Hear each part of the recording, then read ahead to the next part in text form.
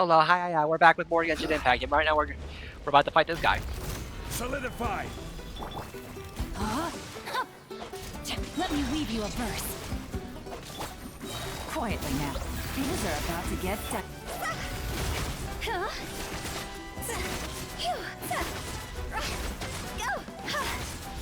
Nailed it.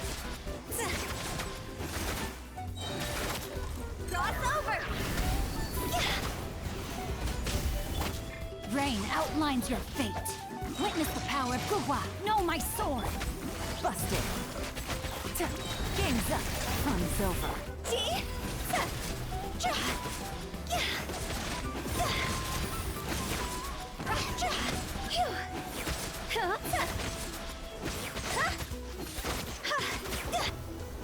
Stabilize. Order guide you. Rain outlines your fate. Know my sword. Let me weave you a... Gotcha. Yeah. Go.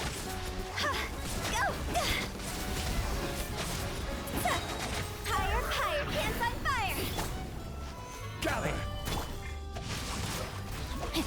Witness the power of Gugwa. Rain outline... Busted. Here comes the catch.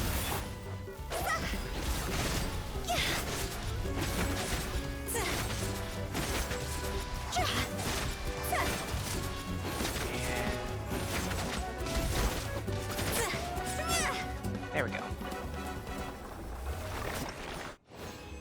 Consider the blossom touched.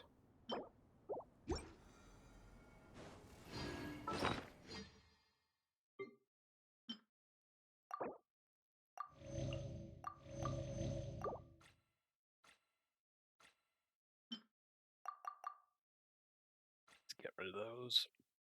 They don't stack, but I mean, it helps get rid of, like, clear out some space.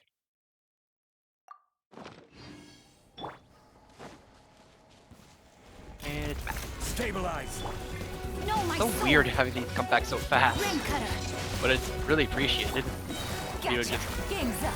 just Fun's over. immediately fight him again, so we can just like quicken the grind.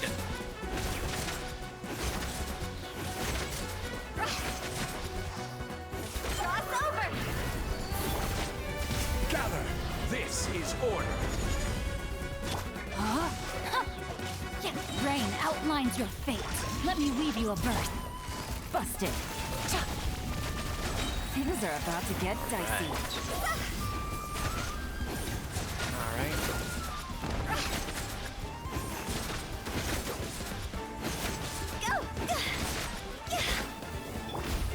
Okay.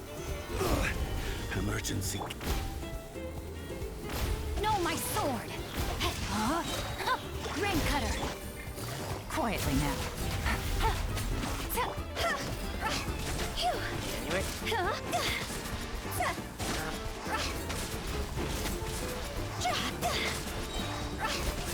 Higher, pants on fire!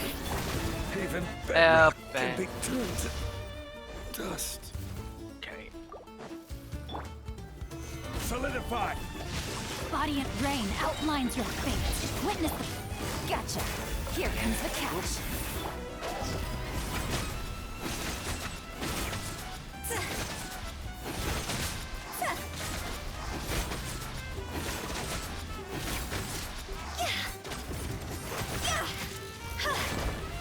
Gather! Oh, great. Huh? More of this. Rain cutter. Rain outlines your fate.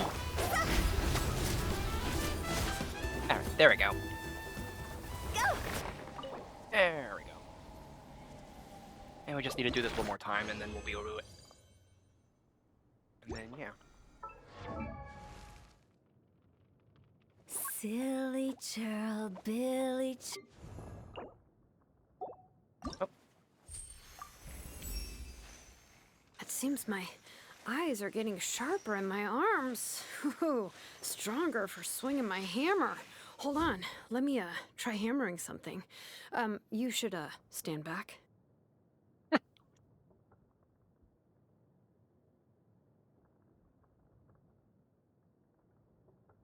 Balls.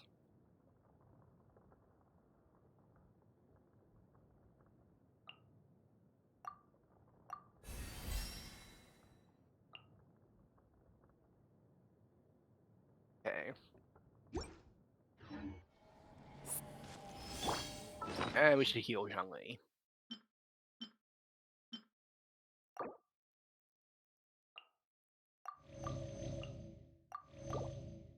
Okay.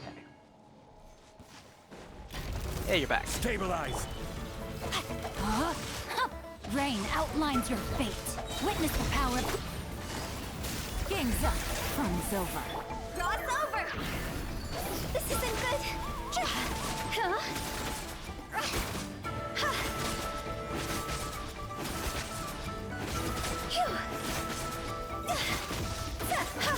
Order guide you. Solidify. No, my sword! Let me weave you a verse. Quietly now. Here comes the catch. G? Go! Phew. Huh?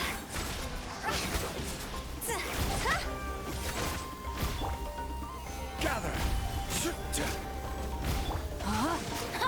Rain outlines your fate. Rain cutter. Gotcha. Take it easy.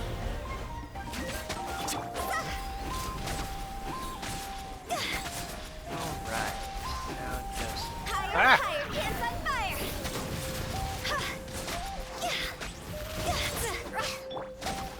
Solidify. No, my sword! Rain outlines your fate. Let me weave you a verse. Busted. Things are about to get dicey. G? Phew. Go!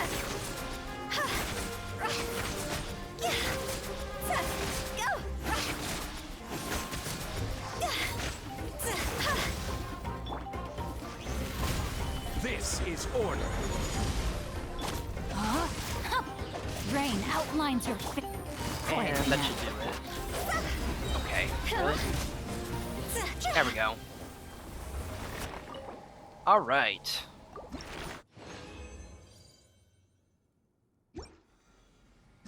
So, new update. New update dropped, and yeah, we got a new Archon quest. All the way back in Mondstadt.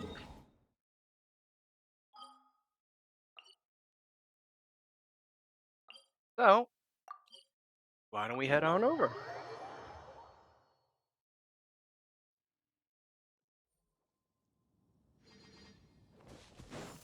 Phew.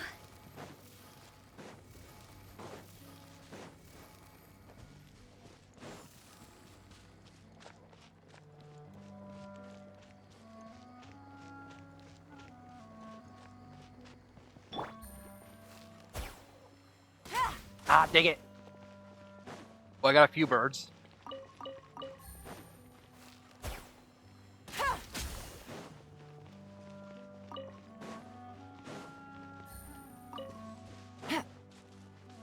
Alright.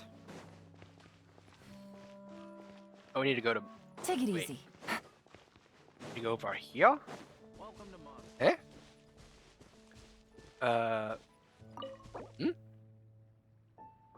Story mode. Yeah?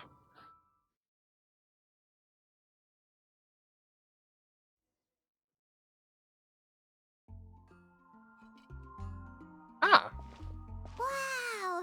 The city is all decked out! And- Oh, it's beautiful! Windbloom in the main story? Not even an event this time? Festival Wow. season means no commissions, which means no Mora. But Catherine's always looking out for us, so we should still drop by and say hello. Yeah, let's go. Yeah, Catherine's always got her back. Greetings, traveler. Paimon. Oh. Hey, Catherine! Still doing the whole no commissions during Windbloom thing? In general, yes. The people of Mondstadt don't delegate their work to others this time of year. But But... What's wrong? But... feel free to take a look around. I think you'll pick up on something unusual. Hmm? Take a look around, huh? Okay.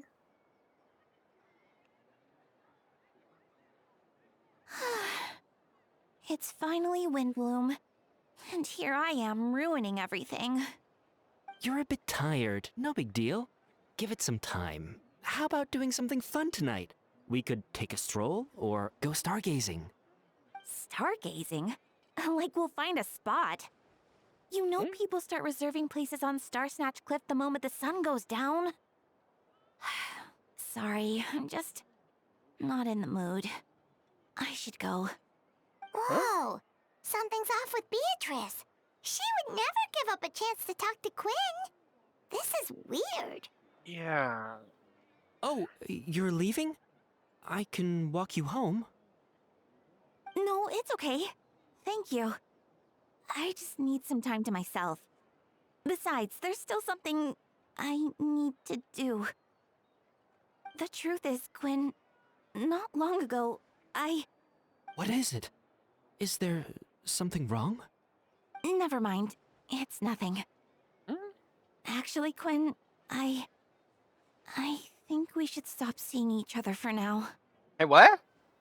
Huh? Wait, are you saying we can't be friends anymore?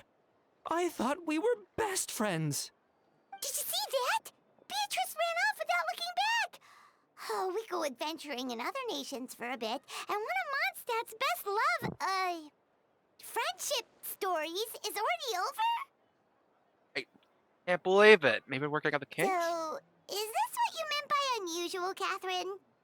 This is just one example. Beatrice has been feeling down for days. But that's not all. What's... Oh, it's the honorary knight in Paimon. Don't sound too excited. Something wrong? You don't look so good. Yeah. I know a knight should be stronger than this, but I haven't been feeling right lately. I just can't focus. I started sleepwalking out of nowhere. Sometimes I'd even wake up in the middle of the night standing in a random location outside. You should see a doctor. I did, but all the tests came back normal. The doctor said I'm fine. Range? Yeah, I even consulted Miss Barbara at the church, but her conclusion was the same. In any case, she was kind enough to pray to Lord Barbados for me to get better. That's nice. Is it because I saw something I wasn't meant to see? Why would you say that? Sorry, this is for me to figure out. It is Windbloom after all. Anyway, I have patrol to finish. Until next time, you two.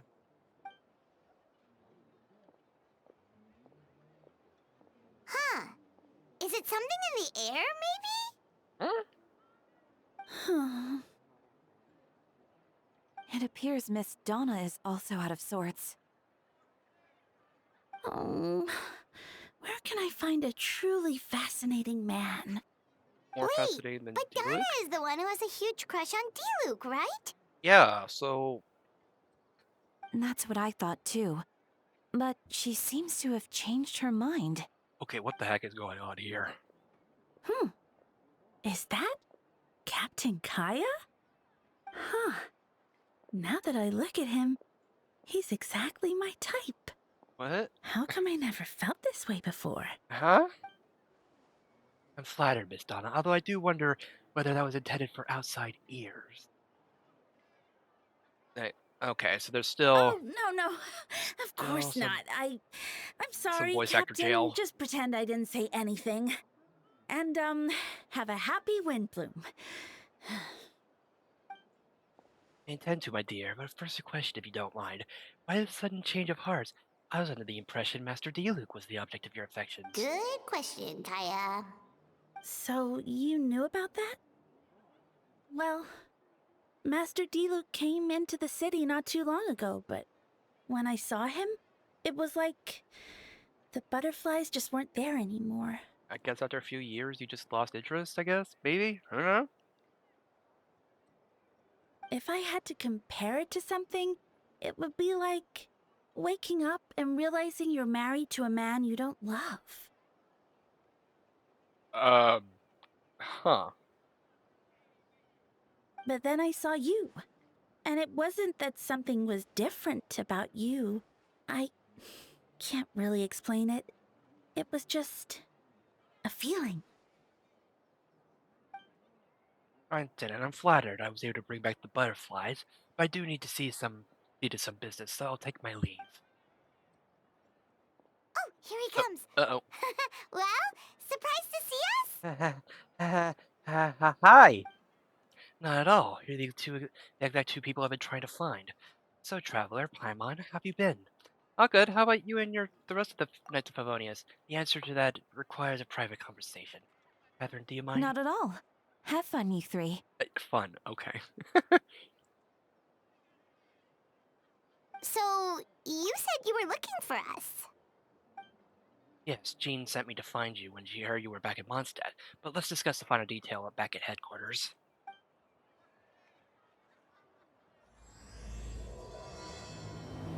Alright, so there's still a few voice actors in voice actor jail.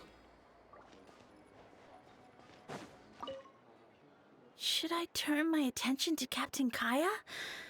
Oh, but it's not like Master Diluc did anything wrong. Oh, Beatrice. What's going on with her? What is going on? It's festival season again. I wonder what this year's Windbloom is going to be. I know. I can't wait to find out. At least some people seem to be... some people seem to be in high spirits. Happy Windbloom, what can I get for you? Let's see.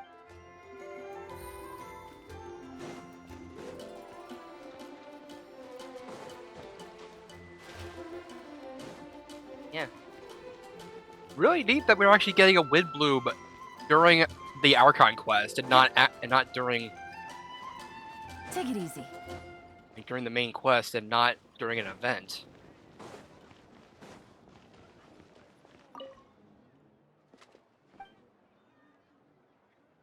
Okay, I think we're finding the normal ones.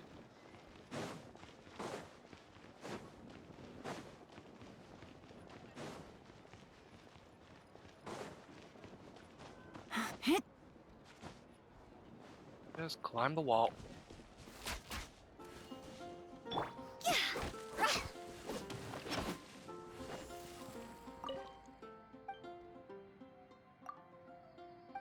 Okay, so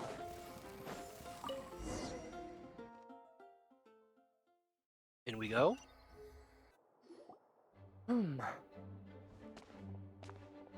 Ah, Kaya. You found them. Hey, Eula.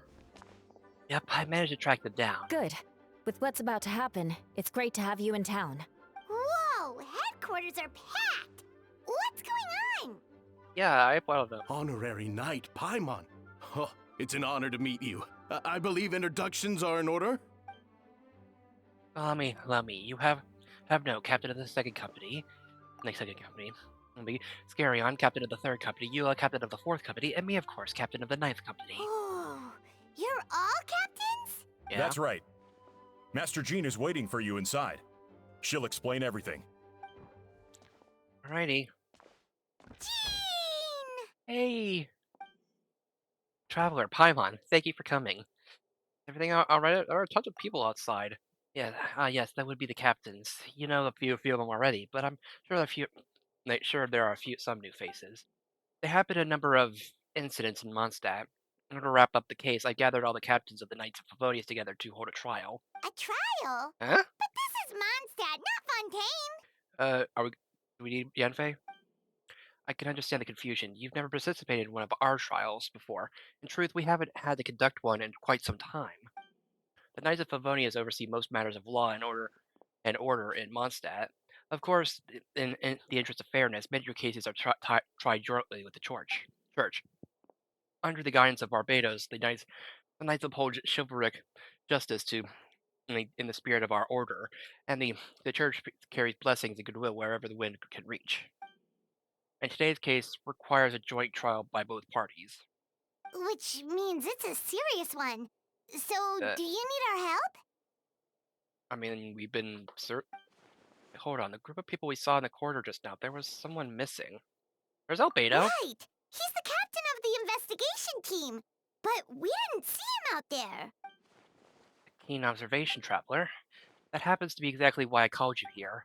In the upcoming trial against Captain Albedo, we need to do our utmost to understand the facts of the case and deliver a fair and impartial verdict. Wait, case like trial against Albedo?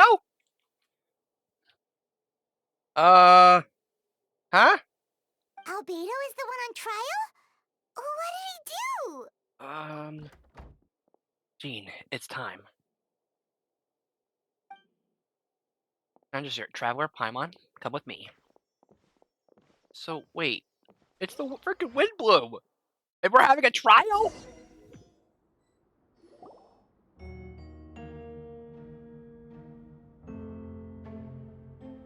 Uh,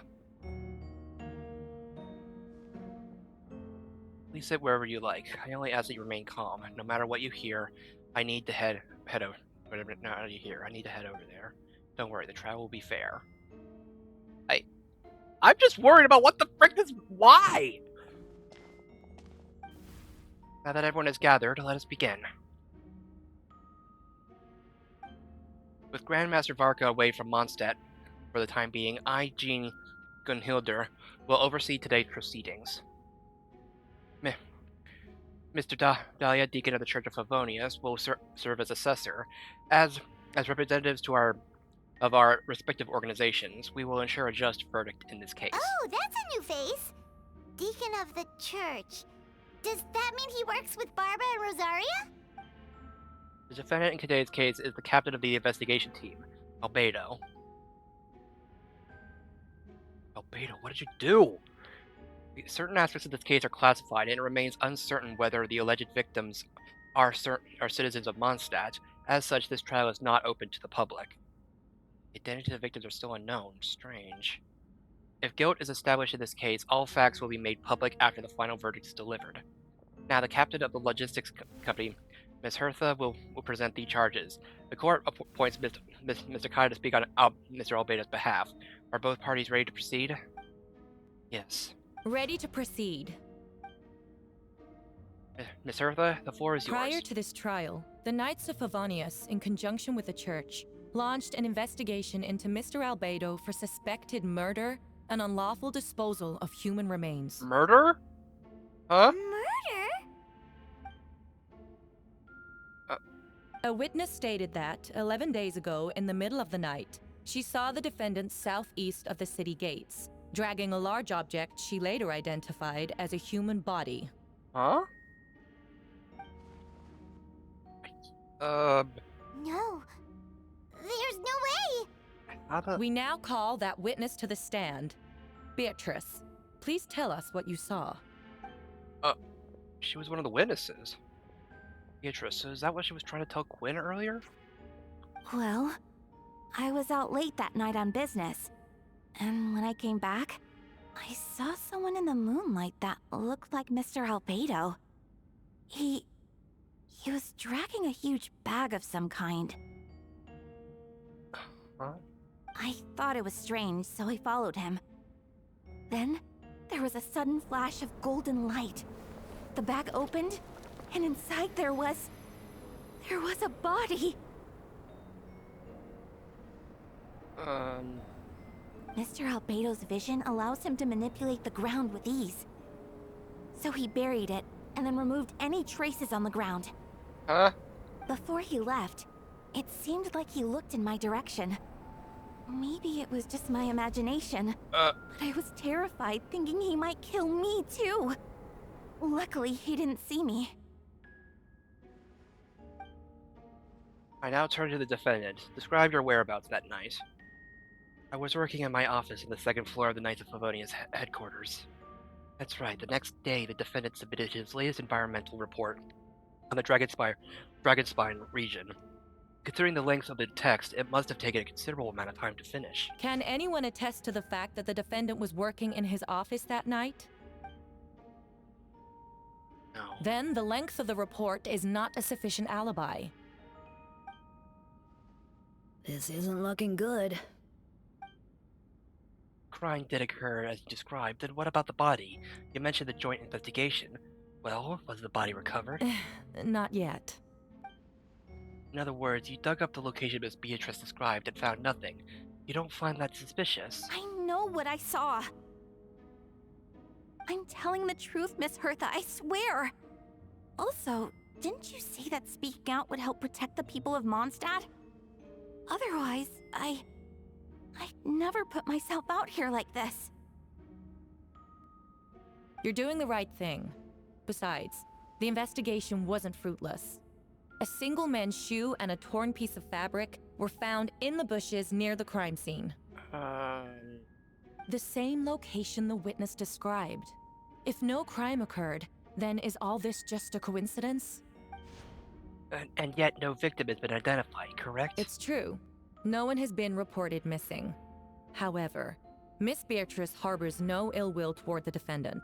Her testimony clearly points to a crime, and she has no reason to lie. Does the defendant wish to say anything in response? You may believe otherwise, Miss Hertha, but I did not kill a single person. As a knight and the captain of the investigation team, I have a duty to protect Mondstadt and his people. You accuse me of murder, but there's no body or motive. The defendant raises an important point. Motive. Yet, I must be frank, not all murders are premeditated. Spontaneous conflict can also have unforeseen consequences. Nevertheless, I don't intend to prosecute this case on circumstantial evidence alone. Which brings me to the second charge against Mr. Albedo. Second? Second charge? Please proceed. 7 days ago, at dawn, a witness saw the defendant dispose of the body of an adult male in the area between Dragonspine and Dawn Winery.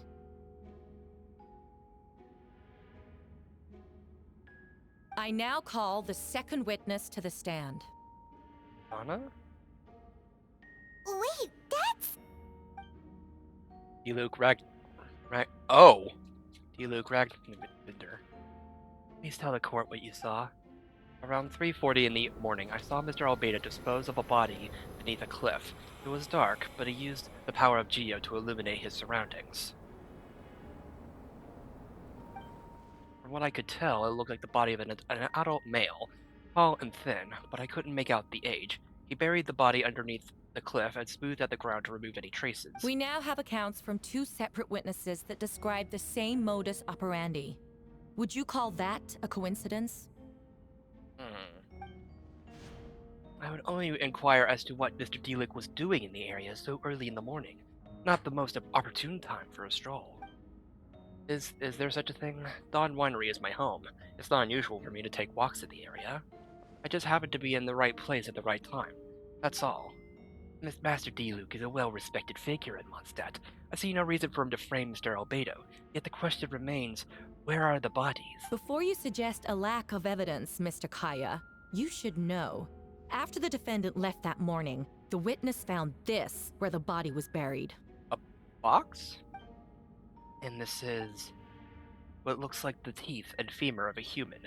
Now it does beg the question, if the burial was fresh, why is all that remains of the body? But I suppose Mr. Albedo is the only one who could answer that. Careful now, Mr. Diluc. I do believe I hear a presumption of guilt in there somewhere. These remains suggest an accelerated rate of decomposition. Considering the defendant's profession, there's reason to suspect that alchemy is at play here. Alchemy to speed up the decomposition? This doesn't look good for Albedo. Both witnesses saw golden light, a known byproduct of alchemy. That's how the defendant destroyed the bodies.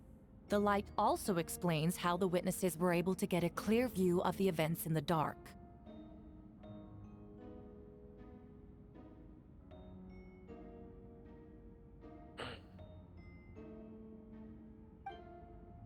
So that's your angle. Alchemy.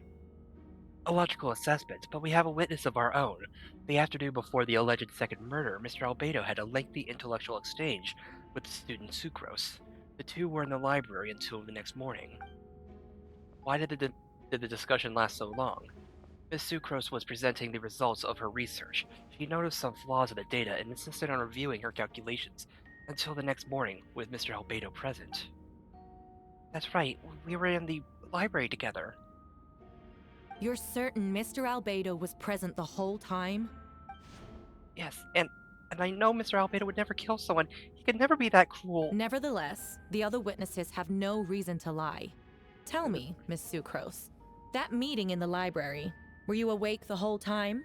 Sounds like a considerable duration to go without sleep. Uh, I do hope you can be truthful with us.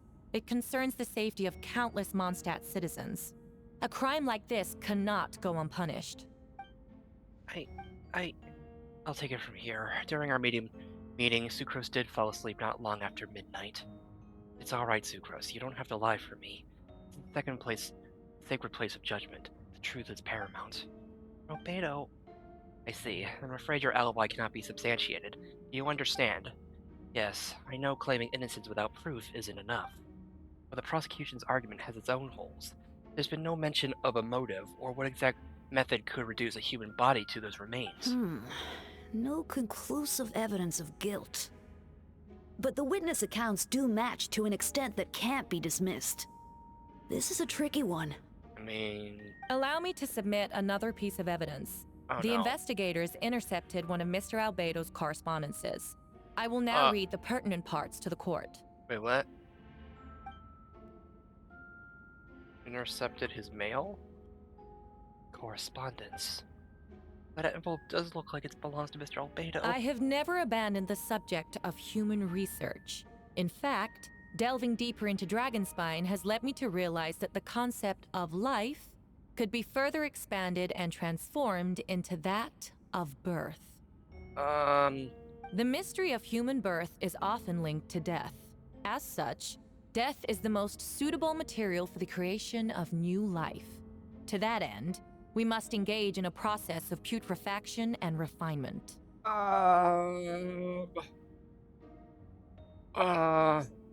Putrefaction and refinement.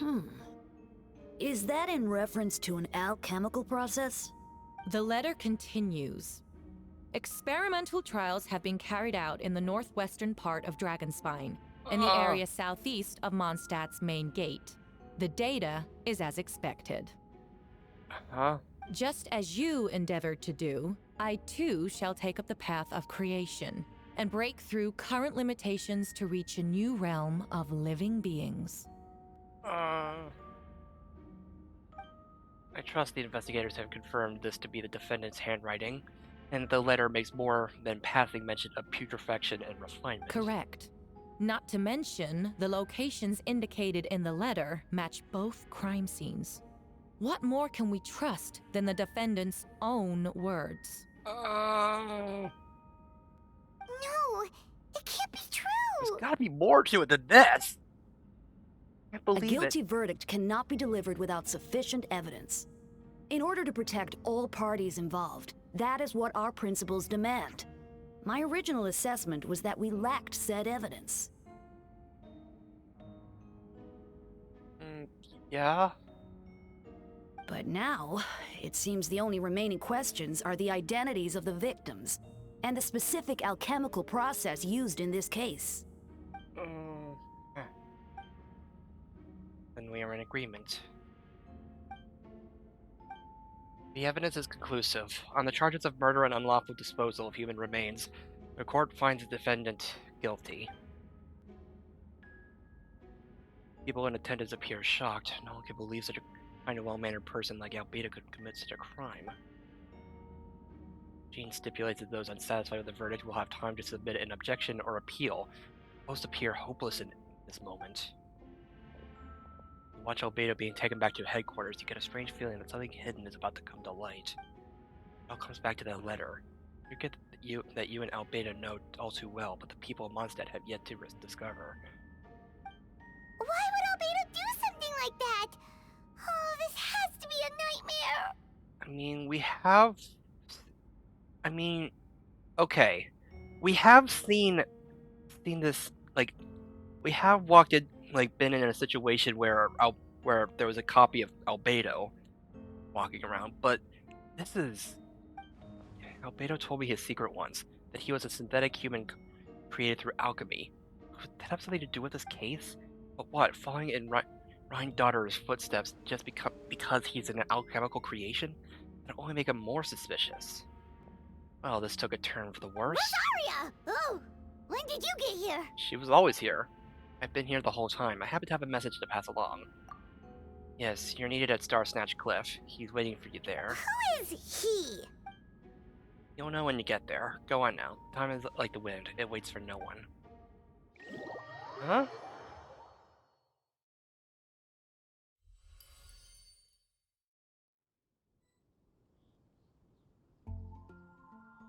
Yeah. Yeah, shadows amidst snowstorms. Like, you and Paimon went to Dragonspine to ask Obeda, who was conducting research there, some questions about alchemy, only to encounter a series of strange events. Strange, soft noises echoing through the mountains that could not be traced. The ransacking and theft of alchemical notes at the campsite, Albedo disappearing after a chat outside a cave but having no memory of the incident. At the same time, Eula encountered Albeda elsewhere on the mountain attempting to lead a child away, and he attacked Eula upon being discovered. You were able to confirm that the Albedo of a mysterious figure impersonating Albedo. A running battle ensued, ambushing and being ambushed, hunting and being hunted.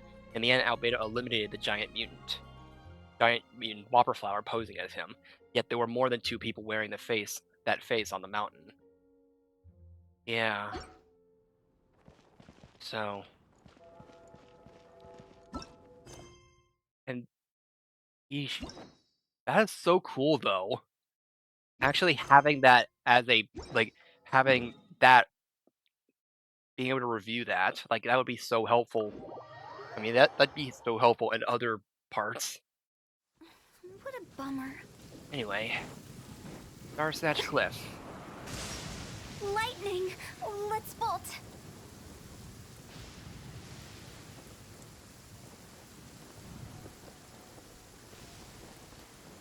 Oh. Yeah, there he is. There's Venti. Also, I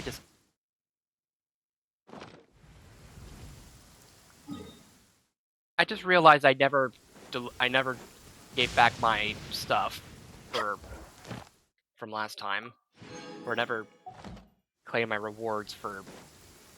Whoops. Traveler, Paimon, I could hear your arrival upon the wind. Were you looking for me? I should be asking you that. Venti, did you send us that message? No, I did. Whoa, where did you come from? Wait, Venti, do you know this guy? His name is, Dahlia. what is his name again? Didn't think I was that unmemorable. I'm Dahlia, Deacon of the Church of Favonius, and Herald of the Animo Archon Barbados. Not gonna forget next time, right? You called us here so we could meet with Venti? That's right. I noticed you during the trial. The legendary honorary knight. You seem to have a lot of thoughts on your minds, so I thought we should have a chat. After all, I am the Herald of Barbados.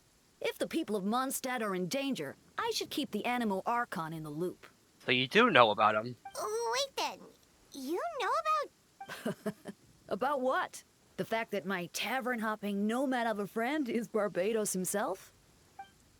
Don't worry, Dahlia and I are close. He knows everything.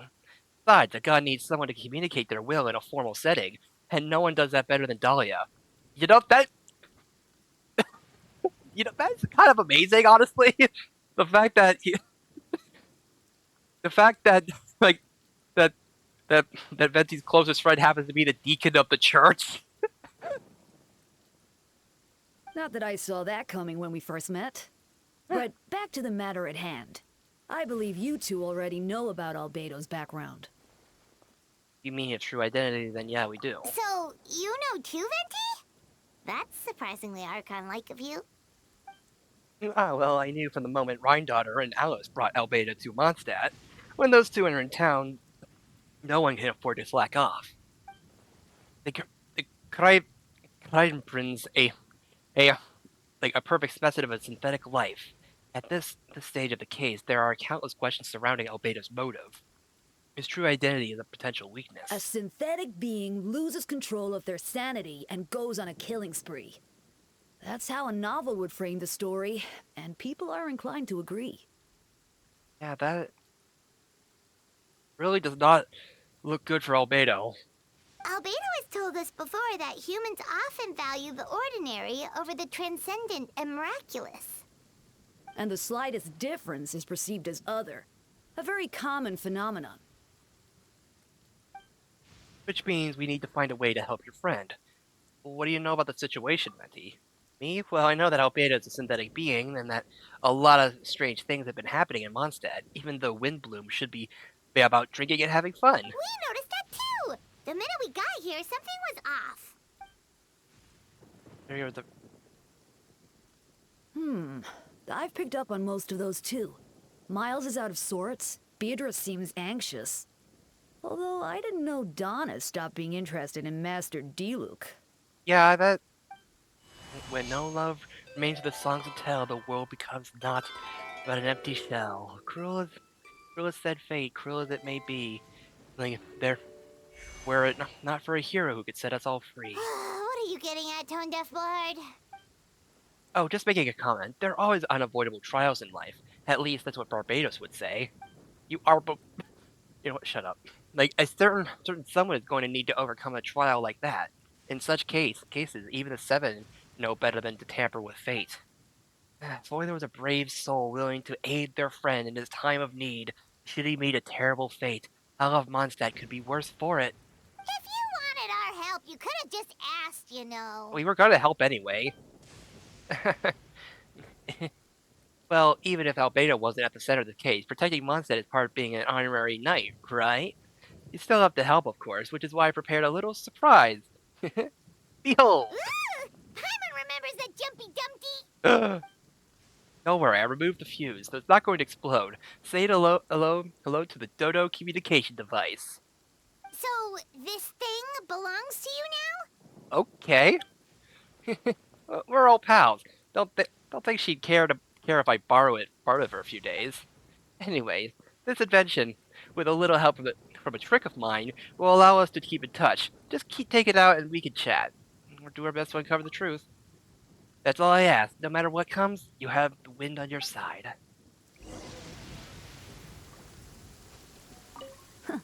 I suppose we're old pals too at this point. Indeed, your companionship is like a breeze that lingers in the air, warm and In familiar. all this time, I've never witnessed Lord Barbados approach anything in a serious manner. Perhaps this time, I'm in for something special. Barbados? Serious? You give him too much credit. Hardly. It's not blind faith, you know. I've always had unwavering belief in the Animal Archon. Is that so? I wonder what Barbados thinks about that. Perhaps you should pray to him and find Good out. idea. I'll tell him I still haven't deciphered his drunken musings from our 3 trips to the tavern last month. His wisdom is sure to reveal itself in time. Oh, you know about that? Forget about Barbados, Dahlia. Treat me to a drink instead. You wouldn't refuse me, would you? A dear friend like you? Never. Are you enabling him? Huh? Alright, so...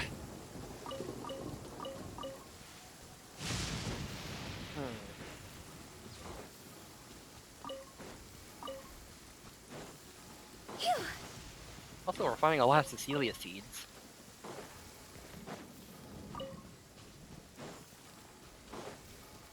Huh?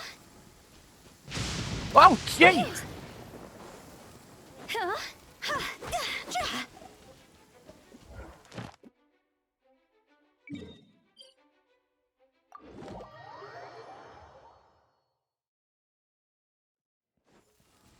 Well...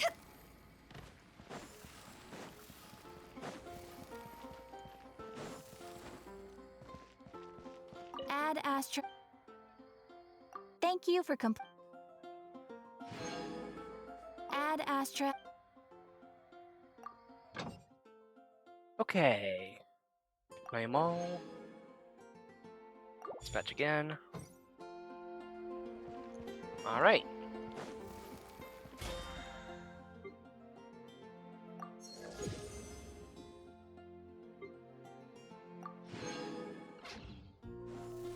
Phew. So, also just clicking that just so I can get rid of that. There. It got stuck in my teeth.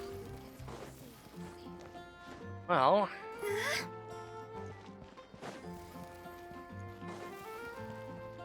You know, why didn't I just go and just take the teleporter? Yo.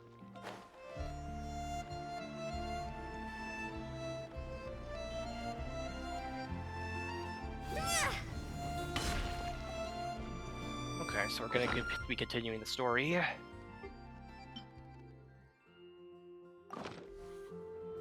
Give me a sec, and we're just gonna go and take care of this. More cabbages. Stabilize! No, my sword!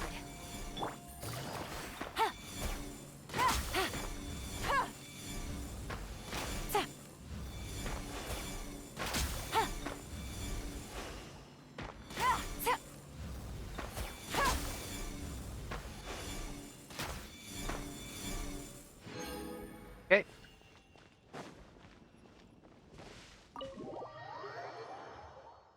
Alright, so...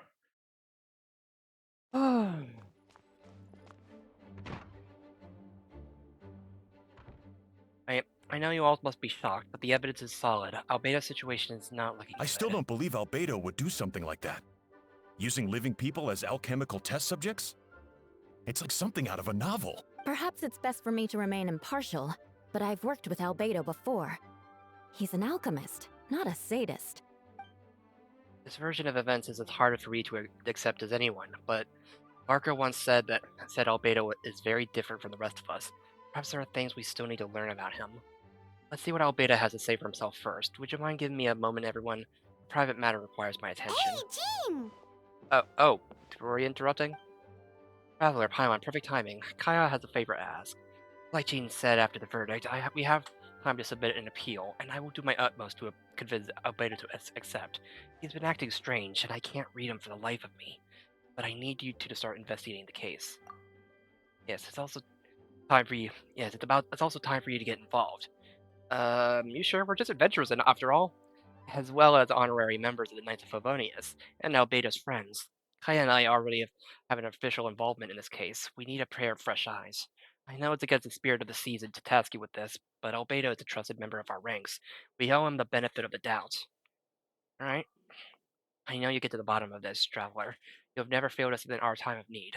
But what if the accusations turn out to be true? Then, then we have to accept it. Then you will have done Mondstadt a great service all the same.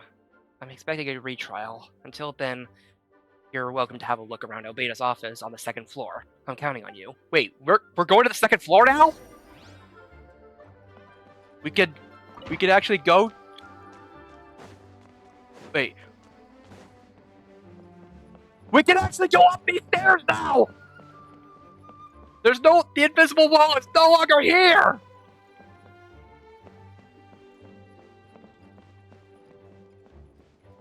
Yeah.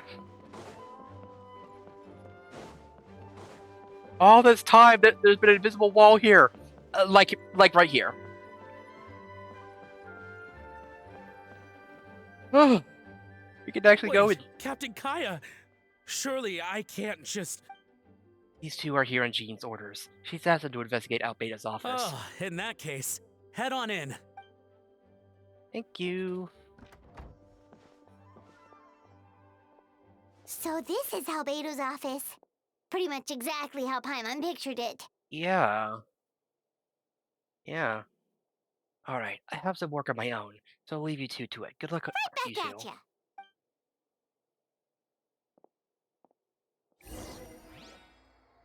Alright.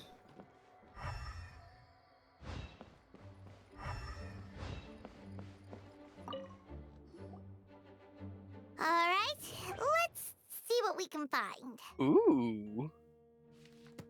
There's a stack of books on the desk, mostly related to alchemy, environmental science, and life science. Some of the pages have been marked with alchemical symbols, and others have like and others have been have S-shaped or triangular symbols drawn on them. Any particular potential meaning is unclear. Wow, these books are so fancy. Albedo must have gone to great lengths to get them. After removing the book, the desk almost looks empty. Your hand slipped while moving the book, causing the hardcover book to strike the desk. The resulting noise is a bit unusual. It's subtle, but to an experienced adventurer, it sounds hollow, almost like there's a compartment within the desk. Wait, it looks like there's a hidden compartment under the desk. Hmm? There does appear to be a compartment added to one side of the desk. It was hidden, well hidden. The lock mechanism is complex and seems to involve elemental power in some way. But I think I could try using the power of Geo. The hidden compartment opens. There inside lies a piece of paper with more information. Festering is also a manifestation of rot. When festering forces in a sufficient amount of life energy collide, the two will repel each other, triggering a powerful side effect. When I tested this in an alchemical experiment, the results of the refinement were startling. Breaking through the shackles of life, the simulation of the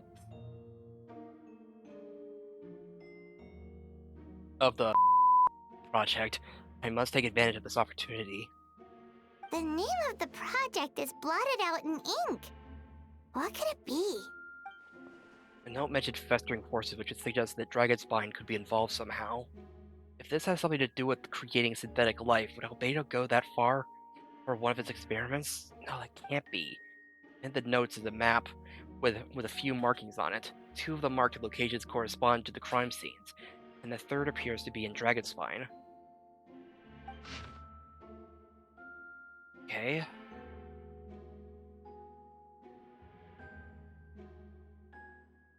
Hey. I mean, he's... But yeah, these seem to be the location. Yeah. It's a hard pill to swallow, but if the results of the joint investigation are correct, there could be a body hidden in that last location. At the very least, or remains of one. Huh. What does this mean? Oh, do you think something might also be buried at the last location? Alright, that seems to be it for this place. We should go tell Jean what we found. I didn't even finish investigating the... Don't go.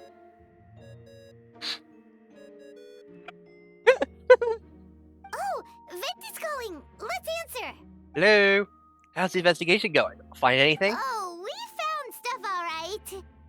Stuff that only makes Albedo look even more suspicious. I mean, welcome to Phoenix Wright's life. I see. So Albedo's researching something that doesn't help. 40 his case, seconds! huh?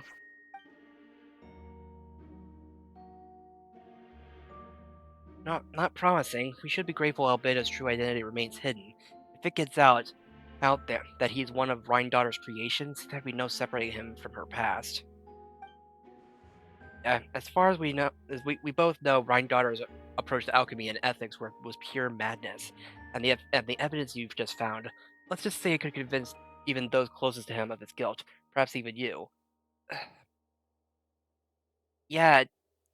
Then it comes down to trust. Do you trust Albedo? I mean, I want to. He's our friend. We should keep the faith. And if he really is the culprit, he must have had a reason, right? What I want to believe. Maybe he's just not allowed to talk about it. Yeah, that must be it. Either way, a fair investigation means coming to a conclusion presented by the facts. Does that mean even Venti no longer believes in him? Remaining objective has its own value. Remember, none of this is your fault. Just report back with an honest assessment of the facts. Yeah? Well, let's go find Jean and tell her what we learned. It's just the... Wait, that's... Miles.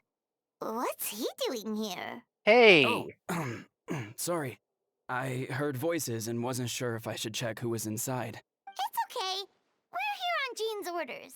Ah, I see. I'll, leave you to it then. hold Hold on. on! You didn't hear what we were saying, did you? Oh, not really. Nothing that made sense anyway. Hmm? Well, do us a favor and just forget anything you might have heard, okay? Oh, sure. You got it. That map we found in the hidden compartment seems important. We should check out the marked locations. Alright, let's see what we can find.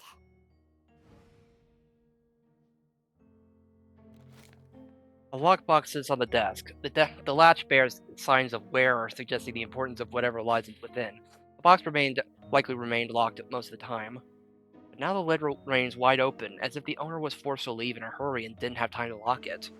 Perhaps the letter intercepted by the investigators was one stored here. The remaining contents shouldn't hold much weight as conclusive evidence, but you still get a strange feeling after reviewing them. In elegant penmanship, the letter reads, "In addition, I do happen to have some information on the subject of our last discussion. The materials in arcane formation required for human transmutation. The formations in these records are likely originate from the Conrian art of chemia, but relevant documentation has not been well maintained over time, so I can't guarantee there are no errors or omissions. As thanks for your past assistance, I have enclosed the records with this letter. But that does not mean I support your pursuit of this research. Ethics aside, I'm not convinced it's even possible to create a human whose existence is identical to our own. The idea that the dynamic of creator and creation could exist within the same species is cause for concern, even with a talent like yours. I must urge you to proceed with caution. Signature belongs to an unfamiliar name. One that appears on an alchemy book nearby. You skim the preface and learn that the author is an old and accomplished alchemist. Or is it likely a friend of Beto's academic circle. Someone who owed Albedo favor, but also urged him to refrain from conducting dangerous research. Human transmutation? Is Albedo seriously looking into that? Ooh, Paimon doesn't want to think about that. Doesn't look good, but this letter can't directly prove that Albedo did anything. Besides, a technique like that must be too dangerous to share with the public, right? That's why it wasn't brought up during the trial.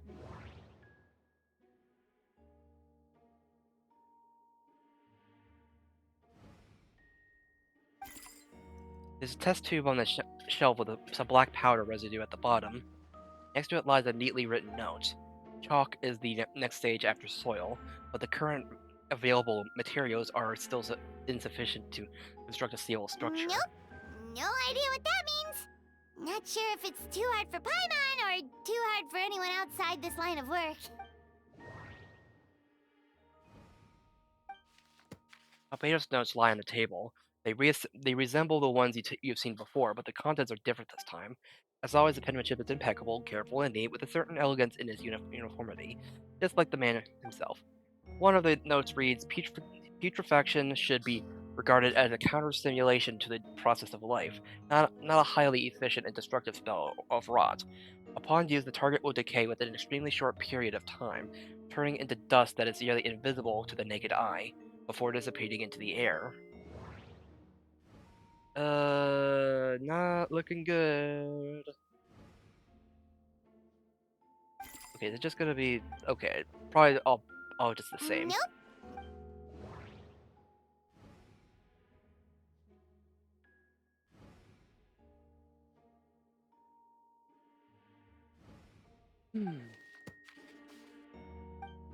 Okay. Wow, these books are so big. Okay. Let's end the investigation here.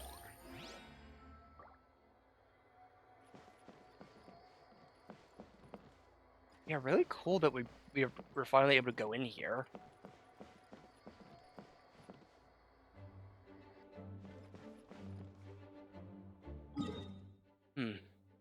Well, I guess we're going to, well, on our way to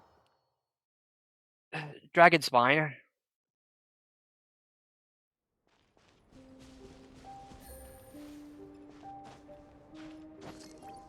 Yeah.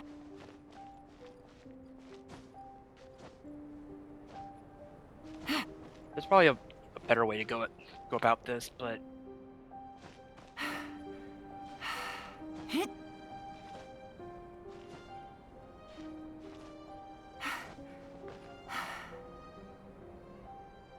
it does not look comfortable.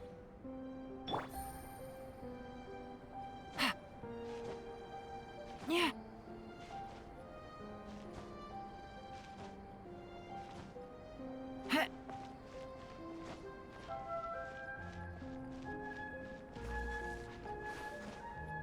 It's so long since I've been in this area. I mean, I've never really needed to come back. Solidify!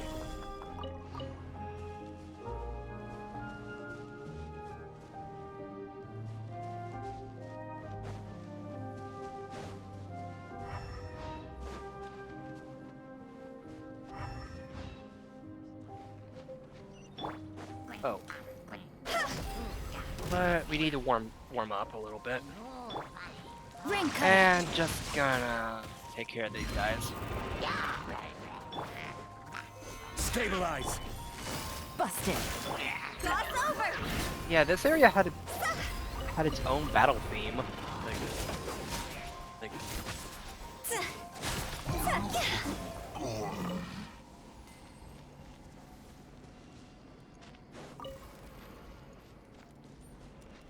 kind of crazy.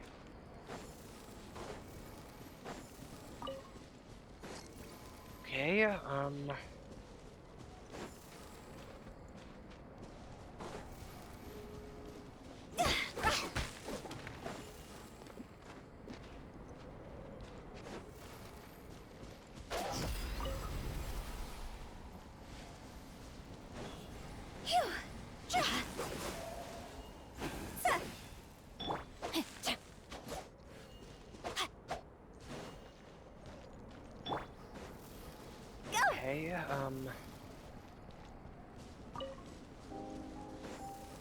well, I mean, the map did show it got up here, so I'm pretty sure we're in the area we need to be, but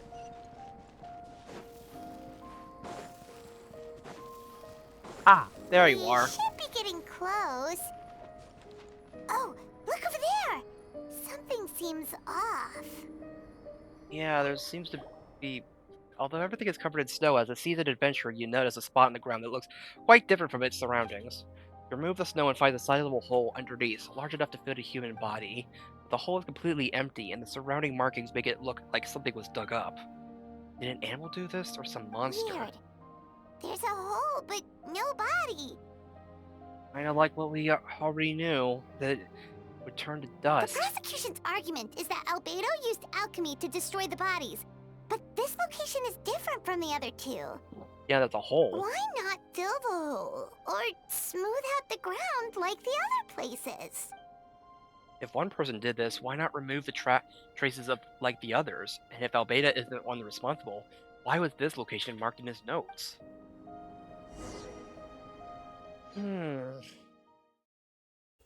Ugh.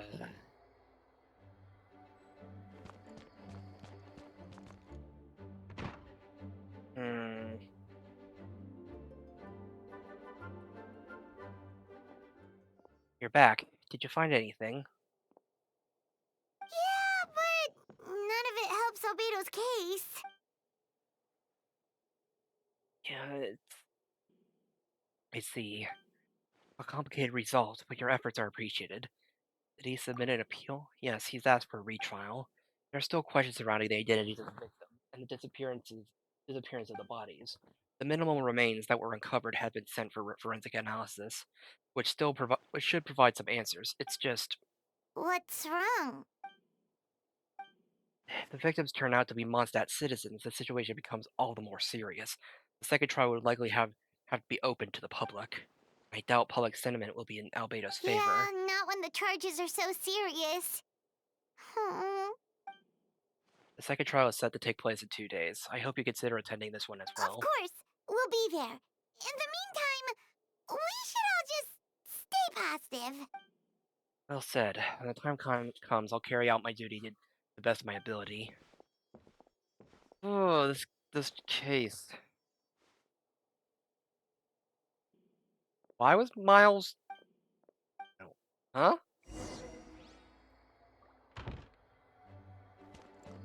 Why is Miles always... Why is he always there?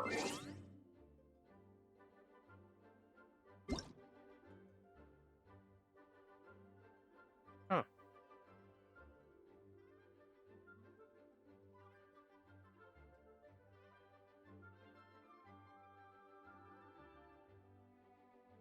Aw.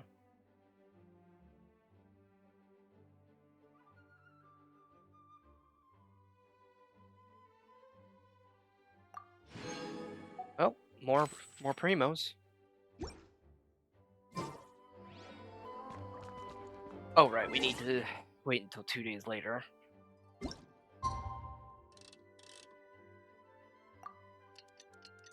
I mean, cause it's not like a...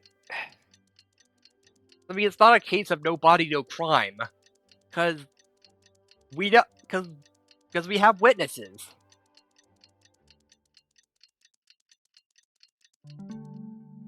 The only way that... I mean... We should meet up with Jean. It's about time for the second trial. Yeah. Hey... you two, let me know if you're ready and we'll head out. Ready? Alright, follow me.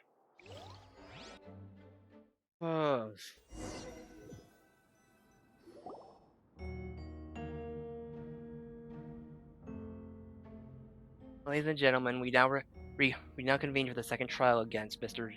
Albedo. I, Jean Gunhilder, will once again oversee the proceedings.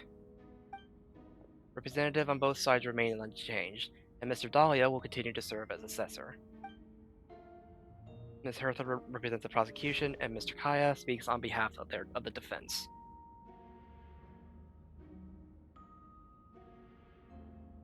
Okay. I need to take a short break. Be right back.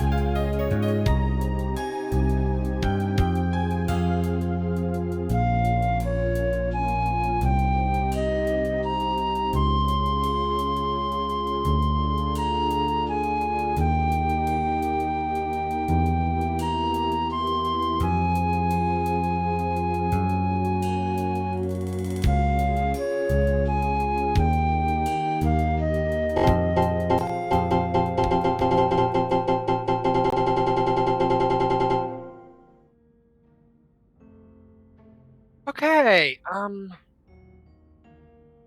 right, so, this trial does not look good for Kaya.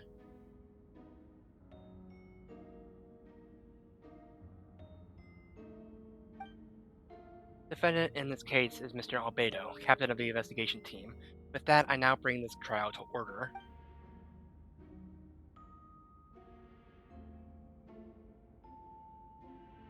Miss Hertha, have the investigators made any new discoveries? Yes. We sent the teeth and the femur bone found at the scene to the church's medical office, and were able to conclude that these are, in fact, human remains.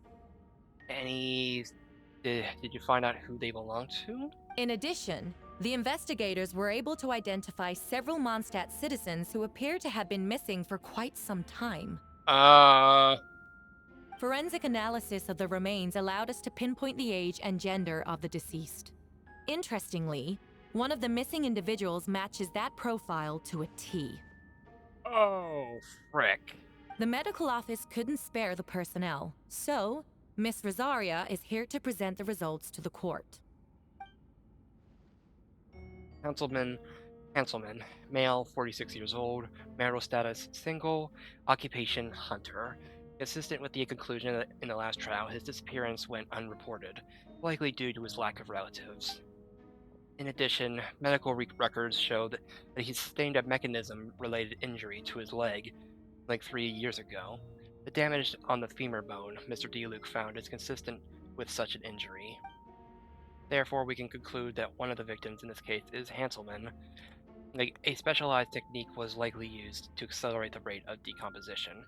Is it reasonable to assume this technique to be alchemical in nature? Alchemical or magical, both are possible. Thank you for your testimony.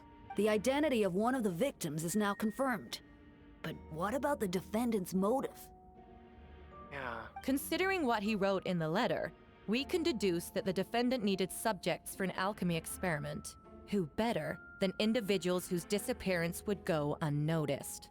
In other words, he sacrificed the good people of Mondstadt for his own gain. A truly vile act. In addition, another witness has agreed to testify. Miss Donna, if you would. Huh? Another one, huh? Wait, Donna from the flower shop? I'm sorry it took so long for me to come forward. But the night Master DeLuke saw Mr. Albedo, I was there too. Huh? I was camping with a friend and we decided to stop near Dragonspine. I couldn't really get comfortable that night, so around dawn, I decided to go for a walk. And that's when I saw Master DeLuke. I thought it might be nice to, chat. So I headed in his direction and then I saw it. Someone at the bottom of the cliff was getting rid of a body. I was terrified the person might see me. Even after I fled, I couldn't shake that fear. And I started to wish I never had a crush on Master DeLuke in the first place. You're blaming him for... If I hadn't wanted to talk to him, I would never have been in that situation. Well, I didn't want to come forward because I was scared. But Miss Hertha convinced me it was the right thing to do. I'm sorry it took me so long. I see. Just stepping forward was brave enough, Miss Donna. The court thanks you for your courage and commitment to justice. Yes. Thank you. The two witnesses corroborate the same sequence of events. That just leaves the question of how the defendant disposed of the bodies. Not that... I believe the answer lies in the alchemical technique mentioned in the letter. The defendant is the most accomplished alchemist in Mondstadt. He has the skill, no question. A special investigator also uncovered some relevant evidence on that subject. I will now present it to the court. Wait, does she mean... Oh no. Items we found in Albedo's office. The following are pieces of evidence uncovered in Mr. Albedo's office, the most important of which is this map. Yeah. Map was found with the defendant's notes. The markings correspond with the description in the letter and the locations of the crime scenes. Does this map belong to you? Yes. Were you the one who marked these locations? Yes. You do realize that's basically an admission of guilt, don't you? The evidence against you is nearly insurmountable. No. Since you uncovered that compartment, I might as well expound on the matter. We have witnesses and physical evidence. What could you possibly say in your defense? But I always have. I never killed a single person. Ugh, you have some nerve. Saying that when the evidence is stacked against you? Miss Hertha, you presented a meticulous and convincing case, I'll give you that. I will not admit to something I didn't do. So, what? You're just going to bombard the court with excuses? A rather dismissive way to refer to an innocent man speaking in his own defense. Besides, I'm not making excuses. I'm exercising patience. That won't make the charges against you disappear, Mr. Albedo. Perhaps not, but patience comes with its own reward. It's easy for things to remain buried in snow until someone comes along and brushes it away.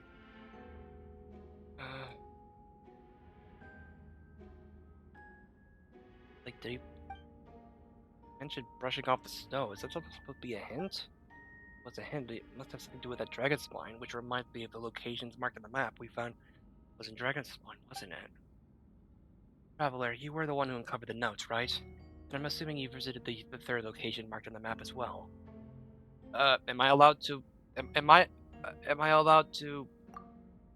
Like, am I allowed to speak in the court? Can you tell us what you found? A hole. And now I give your hand an honest account of the scene you found in Dragon's Mine. You found a hole. Whatever was kept in the hole was gone. The surrounding area bore the markings of an unknown creature, which, with everything covered in snow, no one knew there was something to discover in the first place. Then, there must also have been a body. I need to think about this. What clues am I missing? The first marked location is near Mondstadt. Beatrice saw Albedo use alchemy to dig a hole and bury a body there. A single men's shoe and a torn piece of fabric were found in the bushes nearby. Taken together, this evidence seems to suggest that Albedo killed someone and concealed the body. Second marked location is between Dragonspine and Dawn Winery, where Diluc saw Albedo bury the body of an adult male. Diluc described nearly the same events as Beatrice. There's no reason for them to collude against Albedo. Their testimony should be trustworthy. Diluc found teeth and a femur bone at the scene, and Donna confirmed his version of events because she was also there that night. The two should have no reason to set Albedo up. Despite her crush, Donna wouldn't lie about something like that just to get Diluc's attention. Not to mention, Donna's been acting strange since before the trial. Running the forensic results of teeth and femur bone belong to a Mondstadt citizen, and the witness accounts suggest that Albedo was the last person to come into contact with his body. Did Albedo really use alchemy to reduce the body to a few bones? And does that mean he's the killer?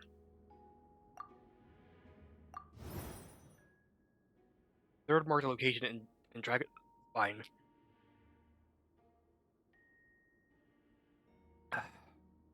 We only knew about it because we found a map in the hidden compartment. During our investigation, Paimon and I discovered a hole beneath the snow, big enough to hide a human body. There are also claw marks around the outside. But there was no body or any remains whatsoever. Doesn't make sense.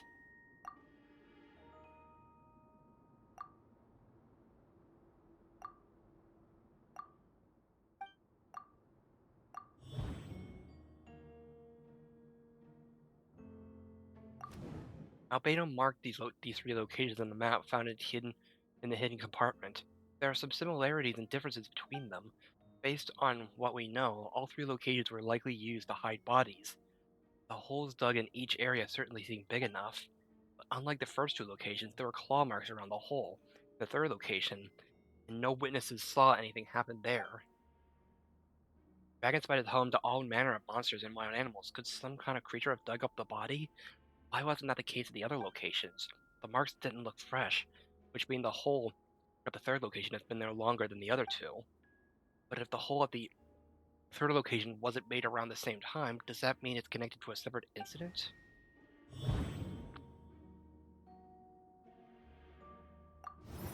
Most people know Albedo as the alchemist and the captain of the investigation team, but in truth he's a cried prince, a synthetic human created by one of the five sinners, Gold Daughter. Albedo is steadfast, intelligent, and treats everyone with kindness and respect. I think most people would agree with that assessment. He's also a calculated thinker. It's fair to say that if he did commit a crime, it would likely be well concealed. Up until now, Albedo's never displayed any ill will toward humanity, and he also still seems like his normal self. As his friend, I shouldn't reveal the truth about his identity. That would only make things worse for him. Dragonspine has a frigid climate and is covered in snow all year round. Even so, it's home to various monsters and creatures that can withstand the cold. Deep within the mountain lies the remains of an even more mysterious creature, Urin. Although the dragon has been dead for a long time, it still possesses a peculiar life energy. Now that I think about it, a lot of strange things have happened on Dragonspine.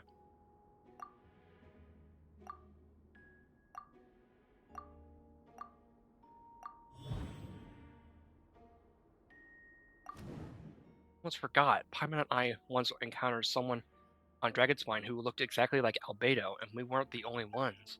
Wait a second, it's someone who looks exactly like him.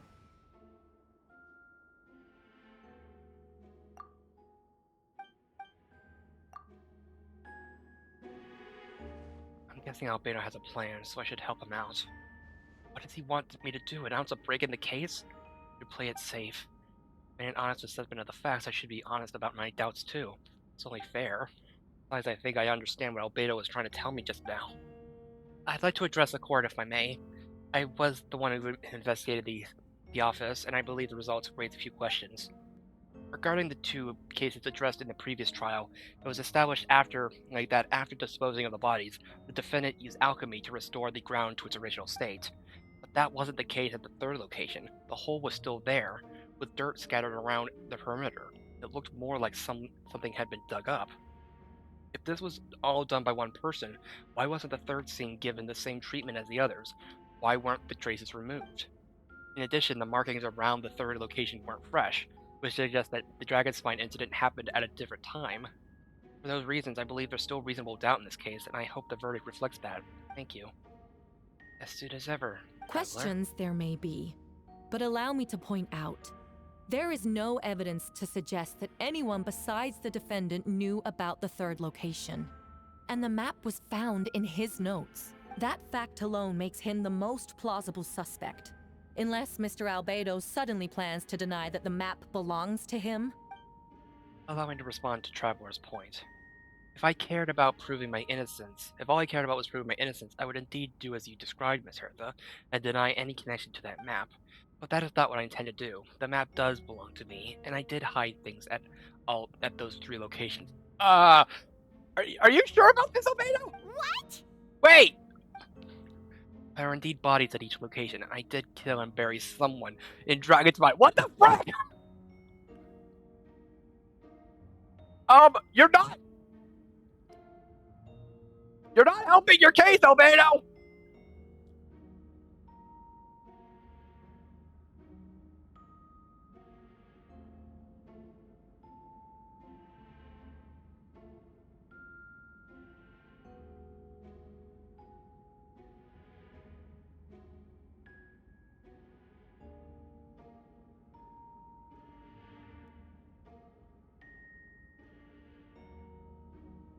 Ha! So you admit it. Let the record reflect that the defendant has confessed to his crimes. Objection? You're mistaken, Miss Hertha. The story doesn't end there. Some time ago, I encountered an uninvited guest on Dragonspine, someone who wanted to take advantage of the deserted nature of the region to eliminate me in secret. His desire to kill me led to an altercation where I killed him instead, and buried the body on the mountain, the third location marked in the map. Actually, the traveler Amber Bennett and I were with Albedo that day. Yeah, we were. The Adventurers Guild was holding an event on Dragonspine. After it ended, we all left the area. If the person Albedo is referring to is different from the one we encountered on the mountain, then the altercation must have occurred after we left. This only proves that the defendant is guilty on all counts. Those innocent people, their blood is on your hands. No, you're wrong. You deny it? After admitting to murder for the whole court to hear? You've clearly lost your mind. It's a different murder! Both. If you will let me finish, Miss Hertha, I could get to the important part. The man who attacked me on Dragonspine was my height, with blonde hair, blue eyes, dressed in my clothes, and nearly identical to mine. So someone who happens to look exactly like you. Exactly like him. So I was right, it does come back to what happened back then. It's one thing to look similar, but for the clothes to be the same? What's going on? I don't want to be here anymore. Regardless, the important thing is that you admit to killing someone on Dragonspine. Someone who in self-defense? Maybe you should mention in self-defense? Yes, I killed someone that day. Someone who looked nearly identical to me. Yes, you're trying! You're like, Albedo! Albedo! Please! But I never said that someone was a person. Huh?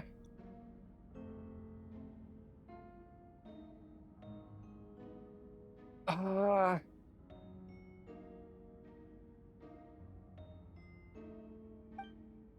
see. Then it appears I need to withdraw my testimony. What? Huh? Everyone! I brought her! Huh? Wait, you... The person who just came in, isn't that Hertha? What's going Who on? are you? Why do you wear my face? Huh? Hello to you, too. As you can see, this is Hertha, the logistics captain of the Knights of Favonius. I see what's going on here. It's all been leading up to this, hasn't it? Your confession. It was all an elaborate stunt to set me up. You want to undermine my credibility? Fine. It doesn't eliminate the mountain of evidence stacked against you. All I want is justice for the people of Mondstadt. Order in the court. I've been stationed on Dragonspine all these years because that is where the subject of my research lies, the Dragon Durin. Several hundred years ago, the Dragon of the East, Dvalin, defeated Durin in battle, and with help from Barbados, sealed his remains on Dragonspine. Durin was created through alchemy, one of the finest specimens of artificial life. As such, death was not a true end for him. His heart still beats and grows more revitalized by that day. My imposter on Dragonspine was a failed specimen abandoned in Durin's stomach, an unsuccessful iteration of the Homunculus project. Homunculus? Are you trying to insinuate that I'm some kind of... the homunculus? Because it looks to me like the artificial one is standing right there. Some kind of imposter you dragged in from Dragonspine. So this is what I look like when I fly off the handle. You know, they say imitation is the best form of flattery, but your impersonation has overstayed its welcome. Master Jean, what are you waiting for? We've known each other for so long. You recognize the real me, don't you? Two of you look identical, but judging based on demeanor... The new arrival actually seems more like the Hertha I know. That means nothing! By that logic, I could just as easily accuse the Albedo in this room of being an imposter! How do we know he isn't the fake one? A cold-blooded killer who replaced the real Albedo long ago! Then, how about something only the real Hertha would know? The longest scar on my body.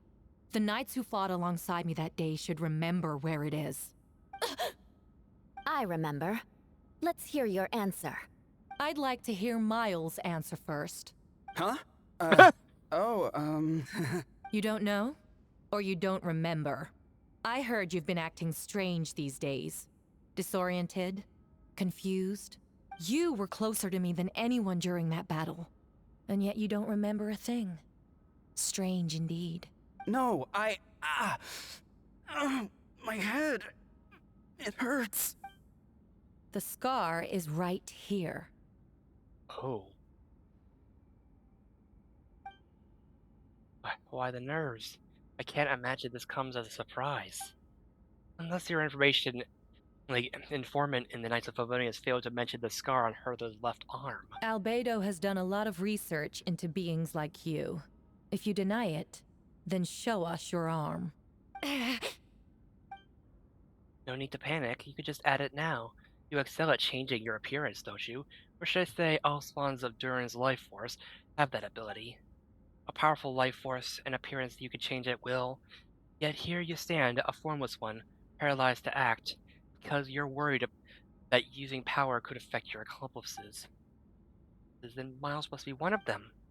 There are others too, most of them being under the influence of Durin's life force have gathered here, and yet their presence is what impedes her from taking action. Once you attempt to transform, all who surround you will be affected by your power. You can't control it because in this network of living beings, you serve as the core. Show us your arm. Ugh!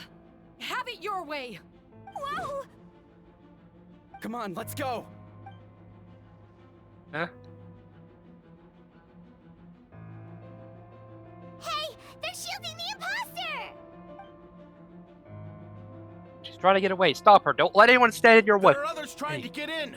Must be more people under her control. Time to get moving, everyone. Whoa! She just leaped across the room! After her!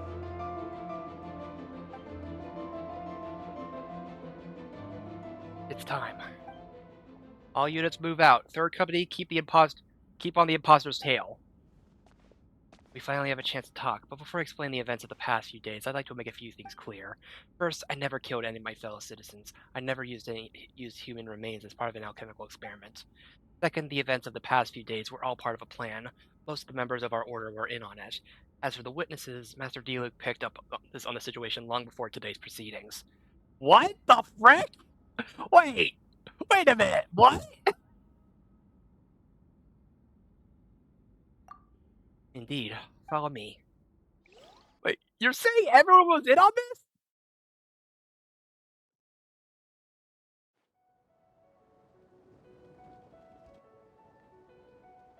What? How are there monsters in the city? They're all monsters from Dragonspine. An attack is imminent, but fear not. We've been preparing for this. We've been monitoring the resurgence on Durin's life force. Its festering nature agitated these monsters. We knew it was only a matter of time before they advanced on Mondstadt. And so we made preparations for an inevitable battle. I was hoping you two could join me and provide assistance in the battle Of course. to come. Where's our first stop? The top of the city wall.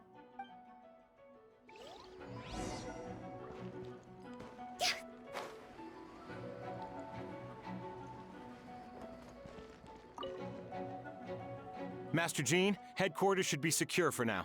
We responded in time and had enough manpower. We can even spare some for mobile support across the region. Good. Our intel suggests that the monsters from Dragonspine could be disguised in Mondstadt citizens, so be sure to exercise caution. Oh, and my divination revealed that there are also regular people under the influence of some strange power. Not all of them are monsters. Yes, for those people, the aim is to subdue, not harm. Before you attack, make sure to figure out what you're Understood. dealing with. That sounds complicated.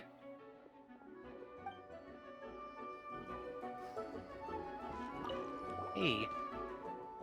Perfect timing, Traveler. I was hoping you three could form a mobile unit and help respond to the various threats in the area. It's been a while, Traveler. I'm also here to help.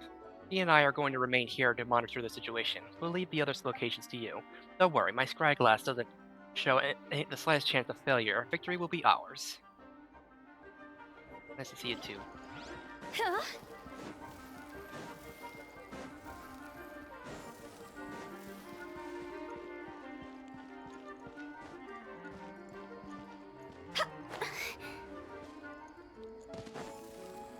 Ah. The situation seems worse than I anticipated. Let's do my part. That doesn't mean you have to fight. Doing what you're good at is more than enough.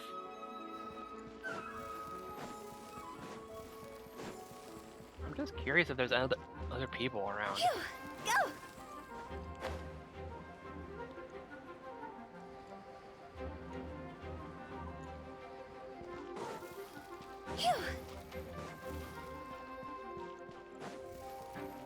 Okay. Oh.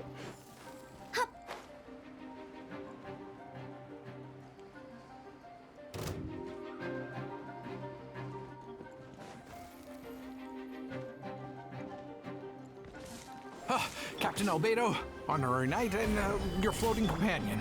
Some of the people around here are acting strange. Be careful. Oh, nice camera angle. Inspirational! Higher, higher, pants on Ah. fire!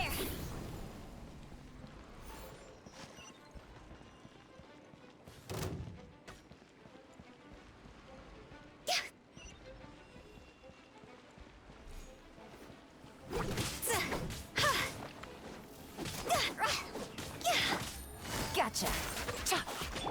Time to So, act. yeah, let's do the optional objectives first. Thanks for the help. I don't think we could have managed that on our own. Rob. I hope everyone's all right. We really appreciate the help.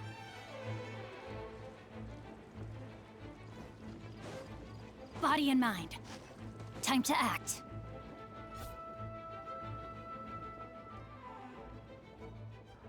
Hold firm. Drag another wardrobe over here. Vile beast, the Ebernachite shall not tolerate such a transgression. Hey, official. Ah, that's the traveler's voice.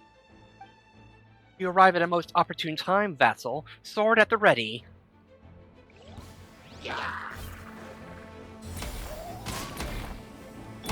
Oz, reveal thy... Live! Burst forth! Moment of birth!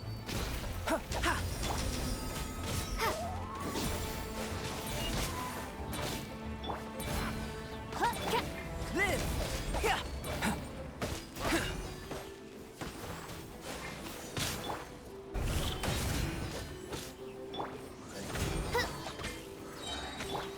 Coming to be!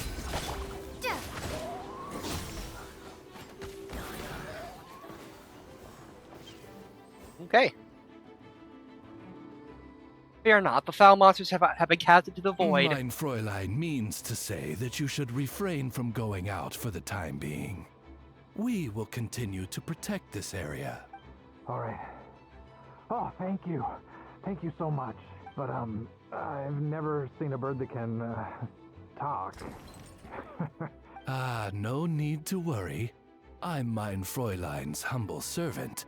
Please rest assured, I'm not a danger to you. Yeah. And you can trust them, I promise. Oh, no, of course. I didn't mean it that way at all. I just misspoke. Sure. No matter. My vassals have unfinished duties, yes? Then go forth and smite these wretched beasts. The princess's blessing shall illuminate your path.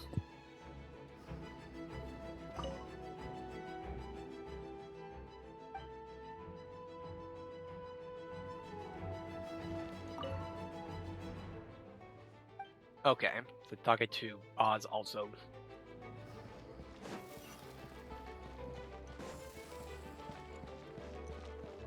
Phew.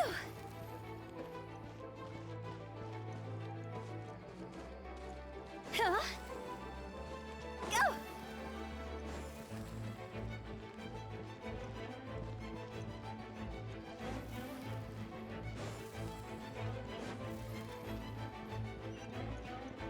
Huh?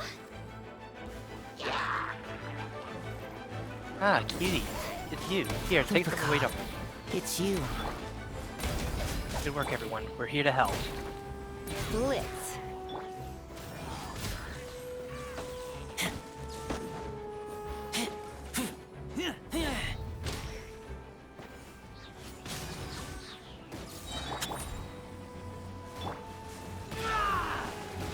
Get back!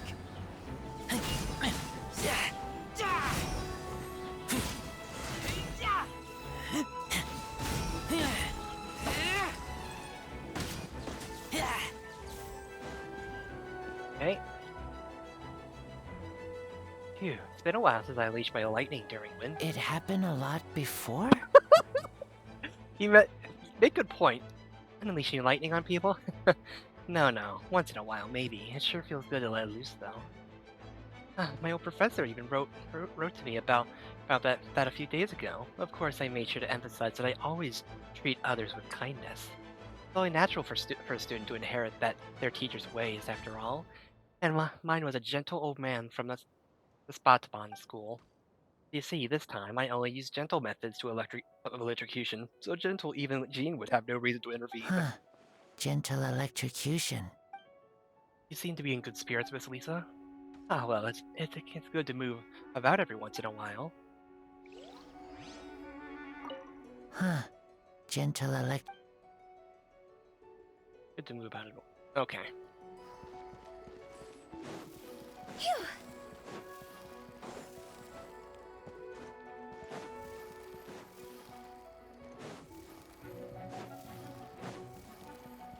Go!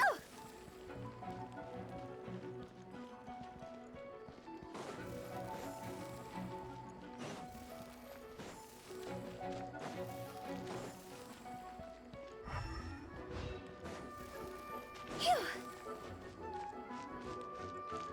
Okay, where the heck is this last... Go!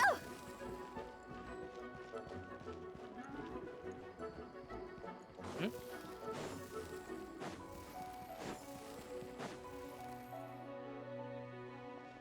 Mr. Albedo, Traveler, everything good here? All good. A few monsters made it into the city, but Master Diluc and Mr. Kaya helped me take care of them.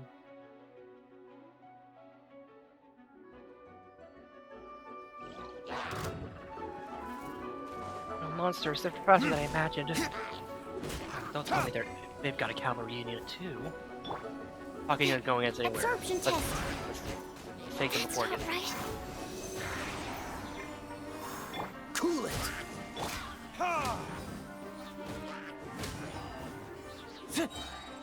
Time for retribution!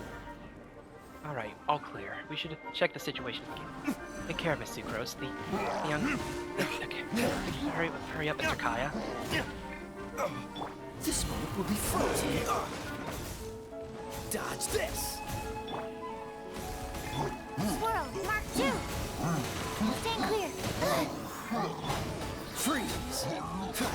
Burn!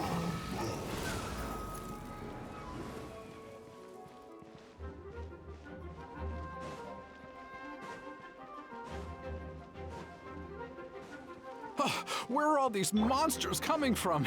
My sword hand is cramping. Wait! I think that's Captain Kaya's voice. Maybe he's coming to help. Just hang in there!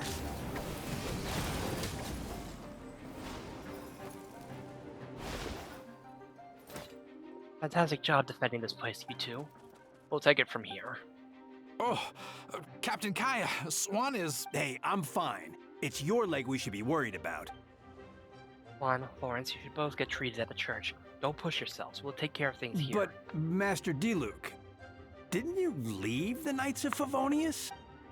What? Are knights the only ones capable of defending this gate?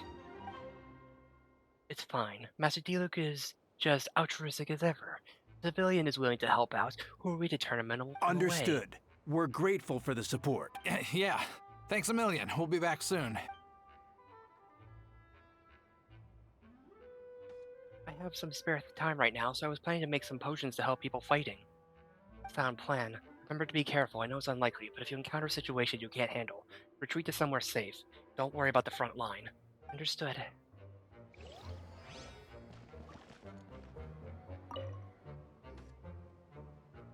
Robedo, Traveler, everything good here? Did a few monsters made into this? Have some spare time. Okay. Okay. I was wondering if she was a bit... Okay. Alright, that's everything taken care of. So, let's get going.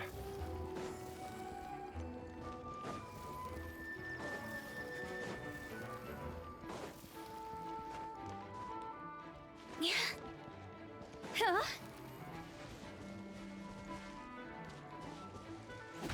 Yeah. Huh. Huh. Venti!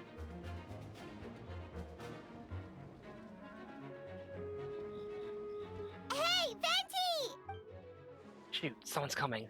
Help me, please. Someone help me. What's with the freak out? It's just us. Ah, perfect. I could drop the act. Sorry, I thought you were regular citizens. About time. I think we could proceed as planned. I agree. Although it's been a while since I dealt with something this big, it's going to be pretty exhausting. Don't worry, I'll treat you to a drink for your trouble. Just what I wanted to hear. These two know the other's identity then? People can make new friends when we're not here, you know.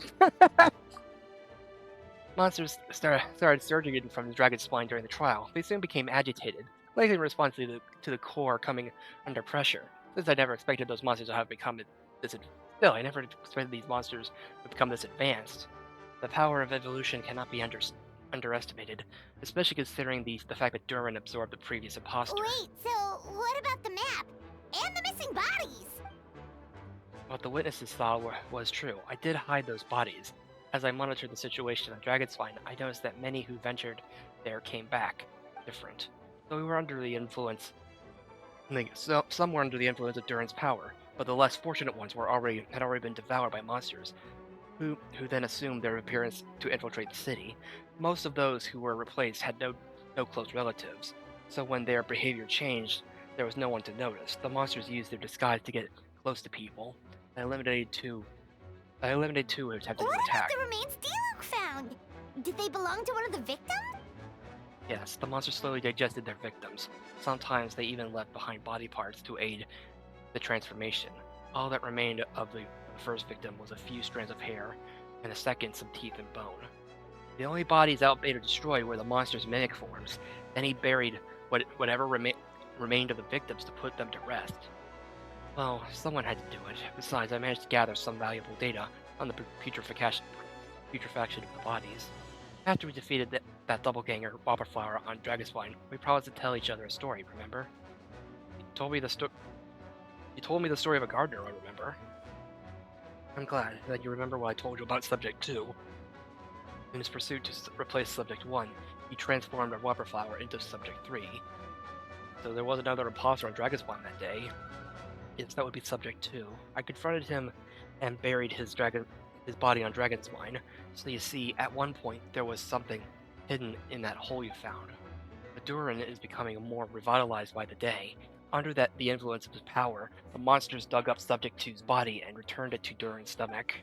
Durin absorbed the failed creation along with his knowledge and way of thinking. Ever since then, all creatures spawned from his power had the ability to transform their appearance.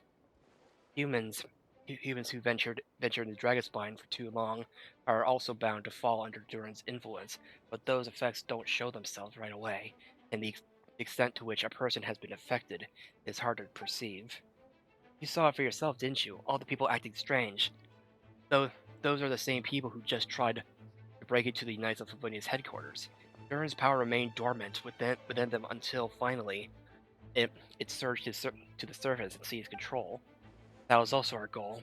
If we could force a situation where the imposter had no choice but to unleash that power, all those under its influence would become violent, and thus we would know who was affected. Wait, so what do? We can't go around hurting innocent people. I mean, we could, but not a good idea. That's why I'm here. It would make me look bad if I just lazed around after promising to help. We'll use the power of Animo to restrain them for now. That should give the Knights a chance to subdue them without harm. A specialized team will deal with them later. Alright. And that's the long and short of the situation. It's time to activate that thing, right? Yes, so if there are little secrets other people shouldn't know, my identity, for example, keep it to yourself, okay? Alright, this should do it.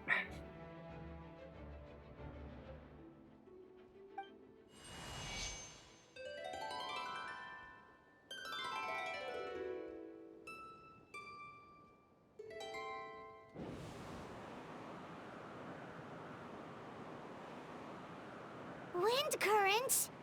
Paimon's never seen this many. There should now be wind currents across the whole city. Everyone, can you hear me? Loud and clear. All units, what's your status? Good. We have enough manpower to provide support. Requesting assistance at the side gate. Heading over now. Whoa! It's long-distance wind communication! How is that even What the possible? frick?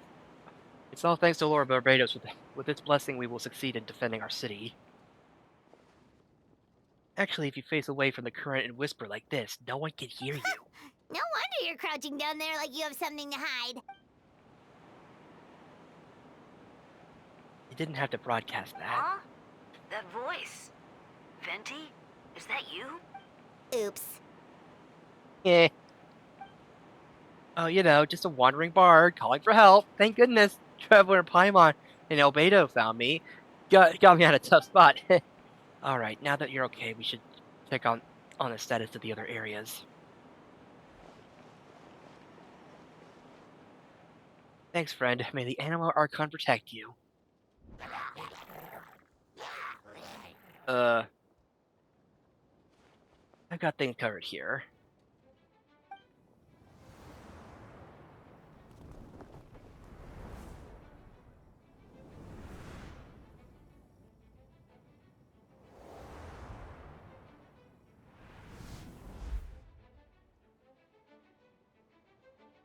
I don't like being in the middle of it like this, especially on a bridge. Oh, look who it is. Get back! That was a close one. I suppose thanks, our Master D-Luke. I appreciate the help. No need, no need. I didn't intervene to save you. It was for my own convenience. You were in the way. Oh, well, let me get out of your hair, then. I suppose we could work together, but you would just melt my ice. Anyway, do it yourself. Alright, tell me, when did you notice something was off? First trial. Ah, because of the fake Hertha? No, because of you. Wait, what did I do? My defense wasn't passive enough? No, you weren't nervous enough. Tell me, Master D-Luke, when do you think I actually get nervous? I suppose we'll see, won't we? Monsters incoming. Second thought. Best not to think about it.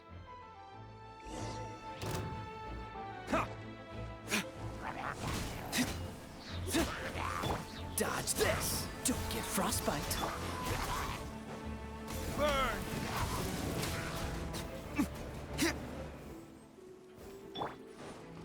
Freeze!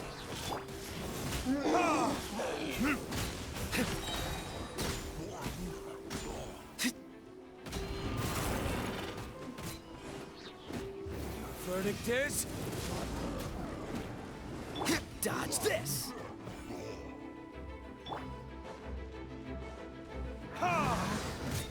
This moment will be frozen in time.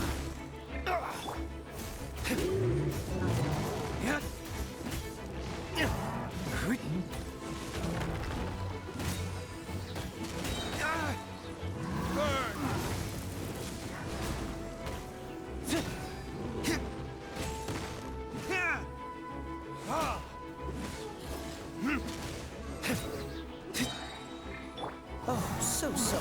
Freeze! Time for retribution! Ooh. They're over there! D-Luke, Kaya! You had time to make it out here. I'm guessing the other areas are secure. What? We can't be here because we care? Maybe the city was just the closest spot to the city gate. Maintaining control of the main road means maintaining control over the battle as a whole. You made the right what's choice. the status over here? All under control. Don't worry. My trusty civilian volunteer and I have this area covered.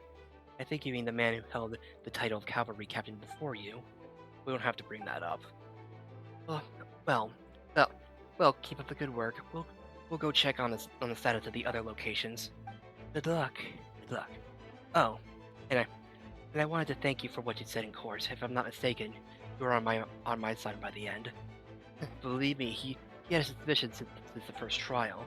I suppose it just didn't feel right to believe that someone who helped me in the past could be a cold-blooded killer. That's so sweet. Thank you for trusting me and to choosing a fighter alongside us. As for you, Kaya, good work as always. Of course, stay safe.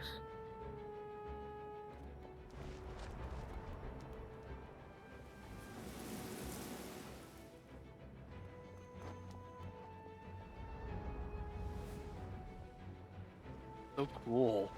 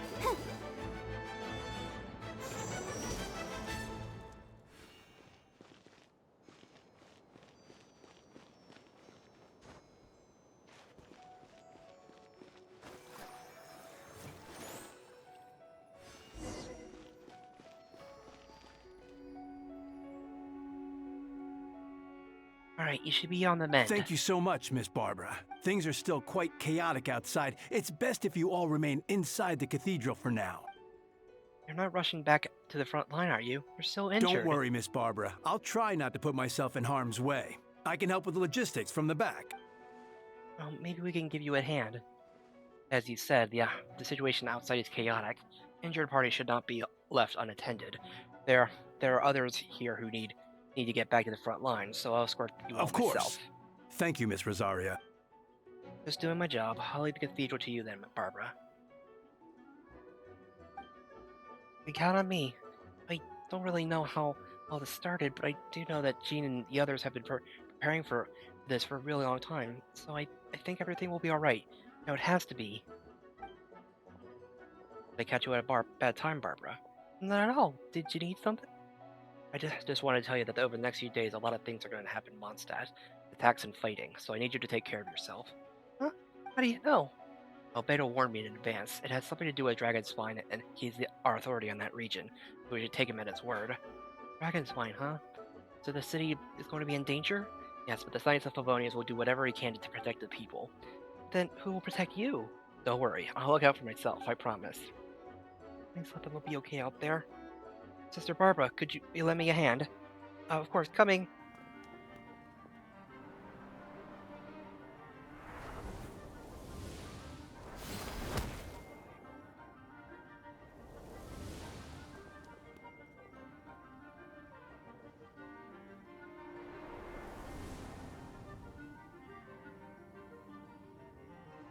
They're here. Prepare for battle. On guard, everyone. Incoming monsters at 11 o'clock. It looks like we got 25 hilly churls, 2 blazing axe miniaturals, and a bunch of different slimes. Like, prepare elemental countermeasures. Roger that.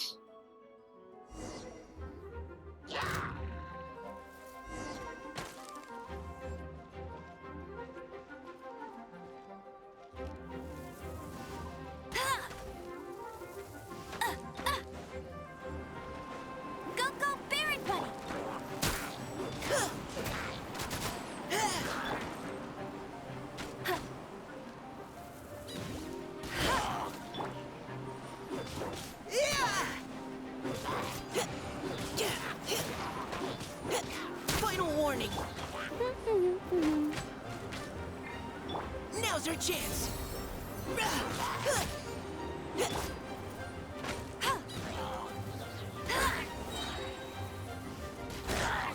Let it rain.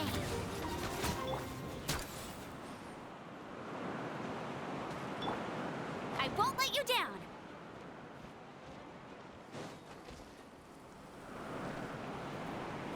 Go, go, Baron Bunny! Yeah. Yeah.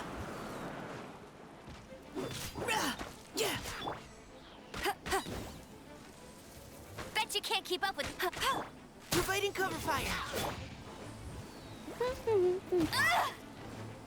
Let's keep going, team.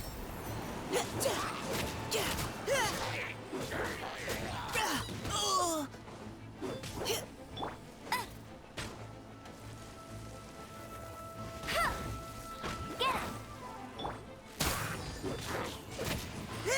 It's a little tricky fighting these guys.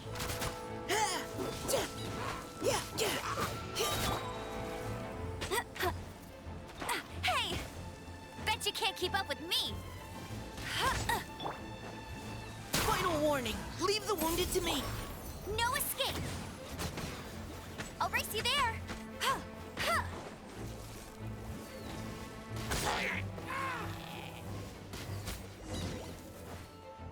Okay. All units are now in position. Bertha! Oh, jeez, your voice scared me just now. What? Still caught up in the imposter incident? I thought you knew about the plan. Well, after you up and disappeared one day, all Master Jean told me was that you'd be gone for a while on an important mission, and that it'd be better if people thought you were dead. And then, what do you know? Someone who looks exactly like you appears out of nowhere 2 days later. If Master Jean hadn't told me about your mission, I would have fallen for it hook, line, and sinker. Yeah, that's quite a scary thought. Get chills, think about it. A monster replacing someone close to you and you're none the wiser? Don't worry, once this is over, these monsters won't be a threat to us again. Albedo, are you okay? The trial wasn't too hard on you, was it? I'm sorry I couldn't be there. I was so worried.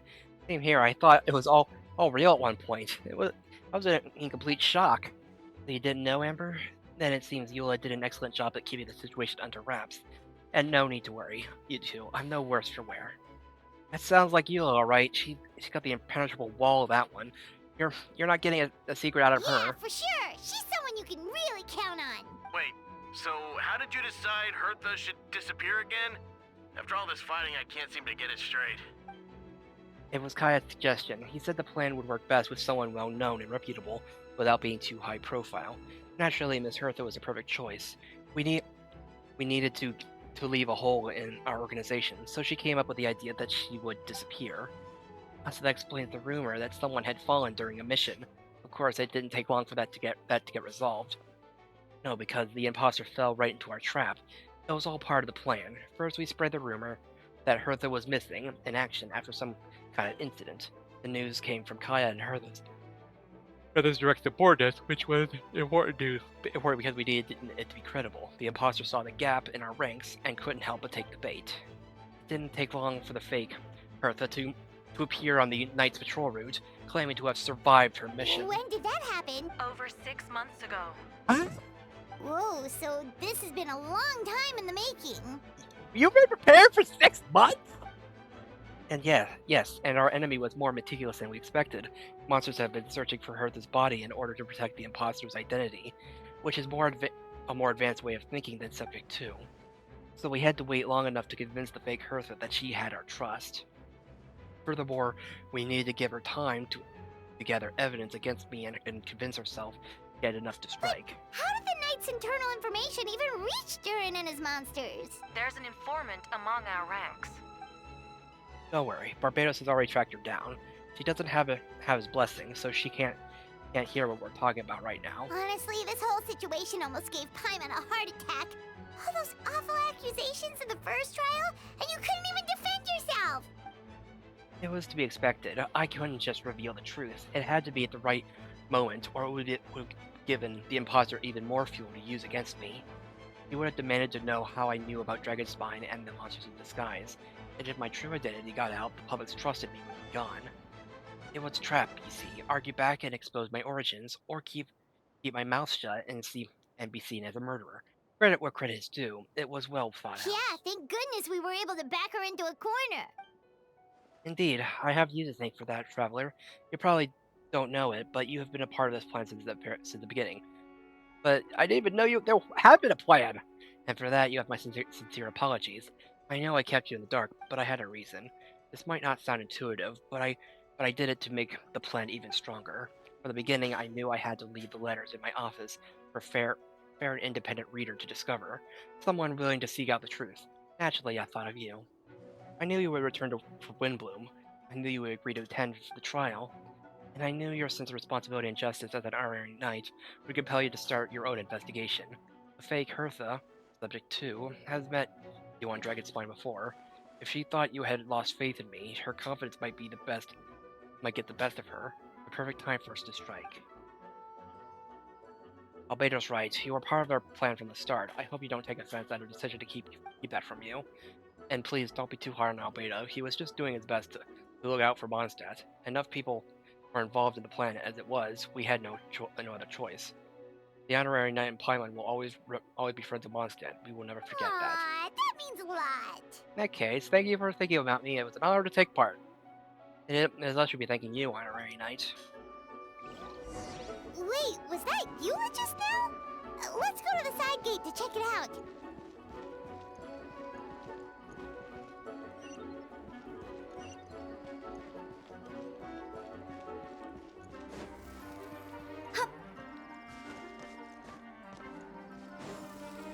You will give me an egg!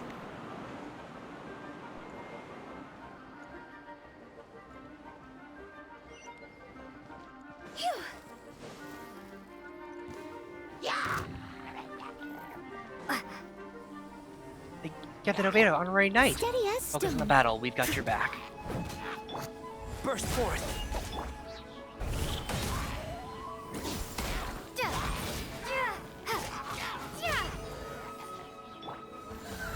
not meant to be!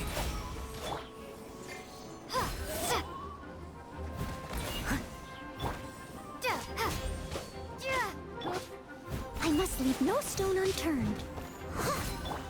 Burst forth! Witness my great undertaking!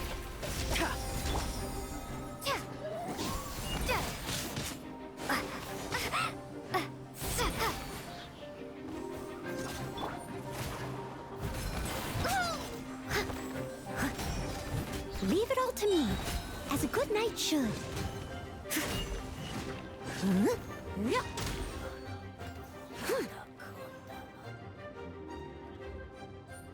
Thanks for the help. That was over a lot faster than I expected. Sure, you have places to be, so don't let me keep you. Rest assured I'll keep the people safe around here. Be careful out there. I know victory will be ours.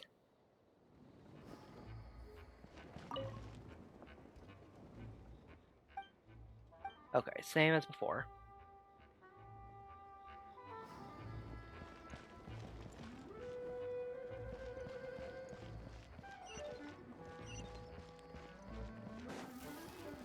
Huh?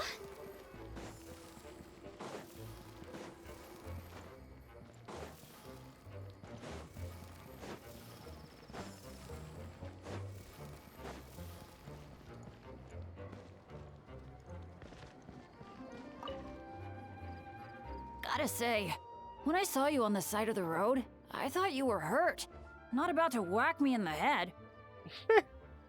Oh gosh, I'm so sorry about that. I was trying to run away, but I just couldn't keep going, so I pretended to be unconscious. Thought I could at least land a surprise hit on a monster that way. I get it. That's a pretty common tactic. Oh, Traveler, Albedo, you're here. Looks like this person could use some help. We'll search for a place to keep civilians out of danger. This area appears secure, so remain here in the meantime. We'll be back with an Sounds like a update. plan.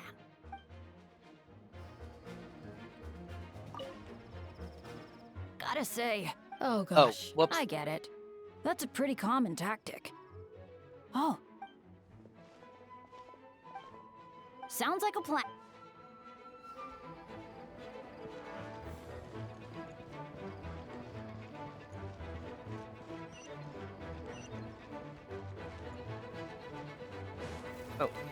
Wait.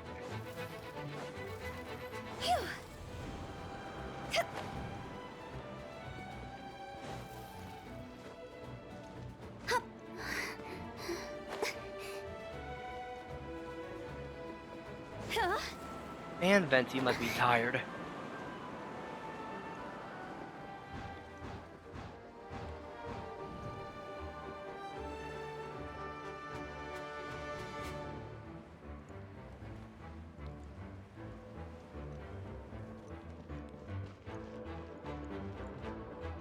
Fiona!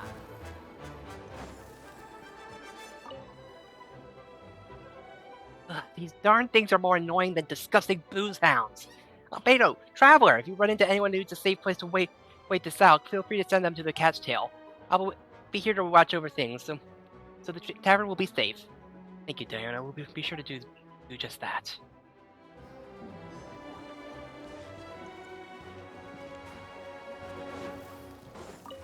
Okay, same thing as before.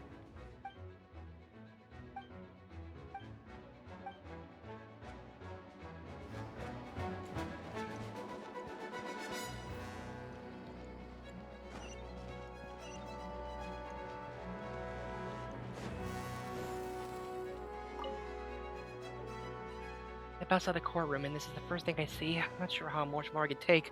I'm not brave enough. I think you should give yourself more credit. You were brave enough to sit through the trial despite the nature of the allegations. That takes strength.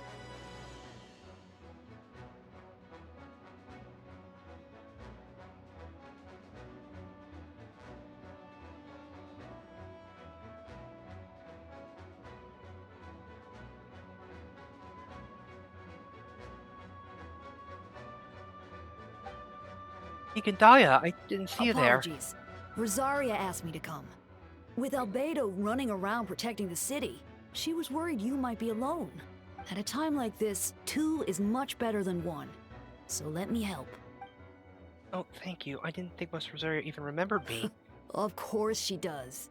She spent all that time monitoring Albedo. It's only natural that she remembers his most dedicated student. Oh, yeah, so after all this, I doubt Mr. Albedo's identity will be a secret, huh? Not the higher-ups, at least. As far as I know, he shared that information with close members of his order long before these events. Huh? Perhaps I spoke too soon. You do scare easily. Sorry, I guess I didn't expect Mr. Albedo to just reveal it like I'm that. sure he felt the time was right. Besides, you know the truth. I know the truth. It doesn't change anything, right? When Mr. Albedo told me in the library that a few days ago, I was pretty shocked, but more than that, I was amazed. Not afraid? No, not afraid. I trusted knowledge and science, and I trusted Mr. Albedo as a person. I just noticed, Deacon, there aren't many wind currents around us. We lucked out on that front. Otherwise, that conversation would have been for the whole city to hear. So that's how it works. It's been so embarrassing.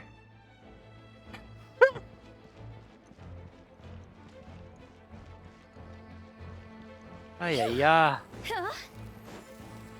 Go!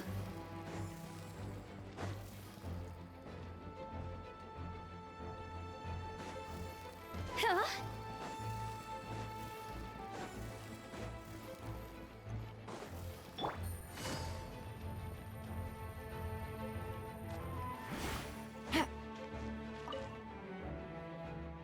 We'll take it from here.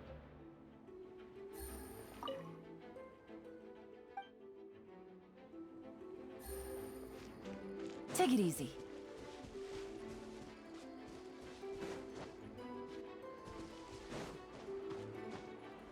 Hit.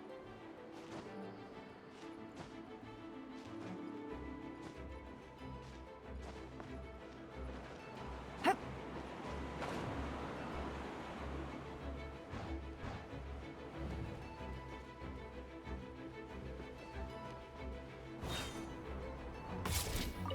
Huh.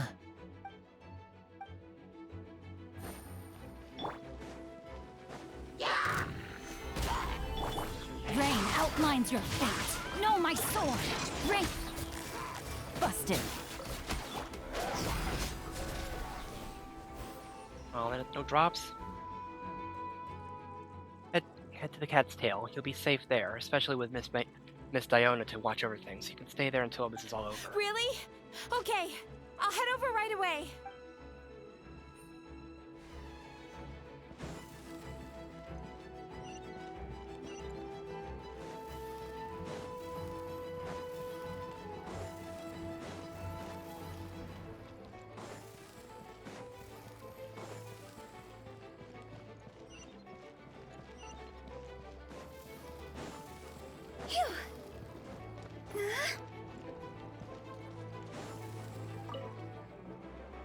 Albedo, Traveler, got an update for us? You can take her to the cat's tail. Diona is sheltering people there. If anyone needs help is Got it. welcome. I'll take her there right away. Sweet.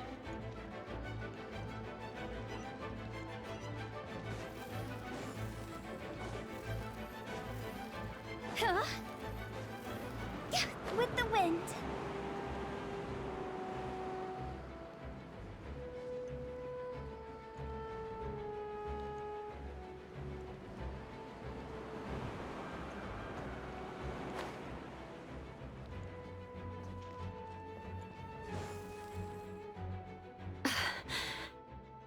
It's all my fault. I knew Clea was fast, but disappearing like this? I only lost sight of her for 1 second. How am I going to explain this to Albedo? Explain what? Eh? Albedo, Traveler, Paimon, what brings you here? Useless! We're providing a mobile support across the region. Was there something you needed to explain? You could tell me anything. I hope you know that. Yeah! Plus, we kinda already heard what you said, so... Just tell us. There's nothing to be afraid of. Clea, she disappeared right under my nose. I'm sorry. I'm doing all I can to find her. Let's see. Please don't beat yourself up. Wait! Please. Something's coming this way, and it doesn't look pretty! Alright, fighting first, conversation later. She was right next to me, and the next thing I knew, she ran off somewhere. I swear I only lost sight of her for a second. Leah's now her speed. Don't worry, she's a knight in her own right. She can protect herself. I can touche. Oh, there you are. Oh, there you are. Clee's here to help. See? Kids are fast on their feet. Oh! Those bombs. I see what you mean. She's not to be underestimated. Up to go! Feel this ancient power. Burst forth. Boom, Bakadan. Clee to the rescue.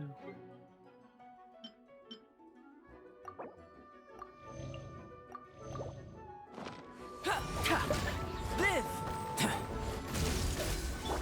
Rack and ruin. Freeze to the core.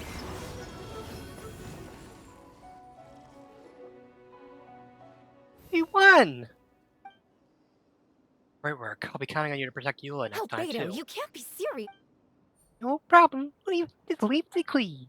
Are you gonna be on patrol, Mr. Albedo? Clee heard you went camping for a few days. I need monsters followed you back home. Camping. Ah, right. The truth isn't suitable for little ears. No. That's right. So I need to report back to Master Jean to settle my expenses. If you have some time, I'm sure Eula would be grateful if you escorted her back to headquarters as well. Of course. I place myself in your capable hands, Spark Knight. It'll be an honor. Clee will do her best. Aww. Aww.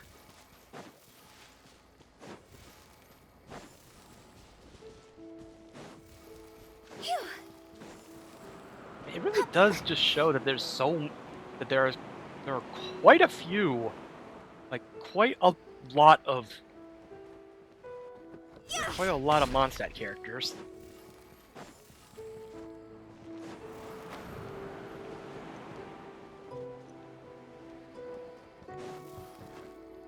Oh.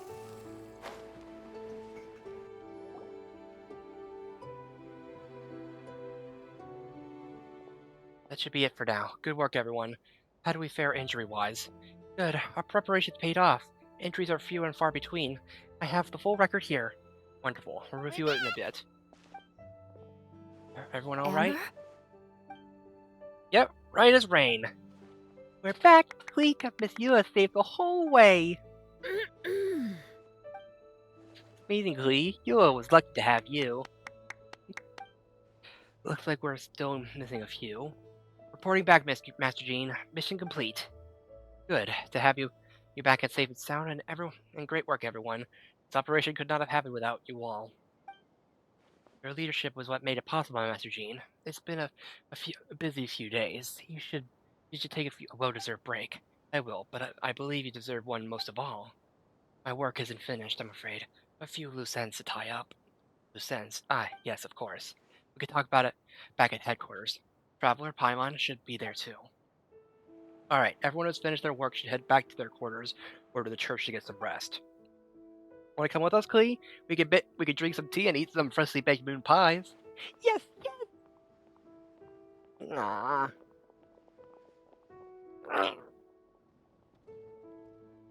Hi, everyone. And tea. Thank you for everything. I know there were difficult moments along the way. Oh, well, wait, does that mean you saw me running for my life? No, apologies. Just forget I said anything. Just kidding. But you're right, it was tough out there. I almost lost my hat to the wind several times. Any notable information on the wind? Of course, I was out on the city walls for quite some time. I heard all sorts of things. As for something notable, well, I picked up on an anxious voices and a child's anger. Durin has been isolated for centuries, but absorbing Subject 2's emotions allowed him to understand certain truths about this world and its existence, including the fact that he's no longer Mother's only child, or her most perfect creation. It's obvious he found that fact difficult to accept. The emotions he felt in response are quite genuine and, dare I say, human. If I eliminate the perfect creation, I will be the only child Mother needs. This mindset arose out of Durin's instinct to complete and survive, and came to dominate all those around him. Of course, the absorption of subject to's knowledge allowed him to take a more intelligent approach, accusing me of murder. In the end, however, Duran still lacks sufficient social intelligence. The fact that his army even got this far is a miracle. Oh, no wonder Venti sensed a child's anger through the wind. I accept that same feeling. It's close.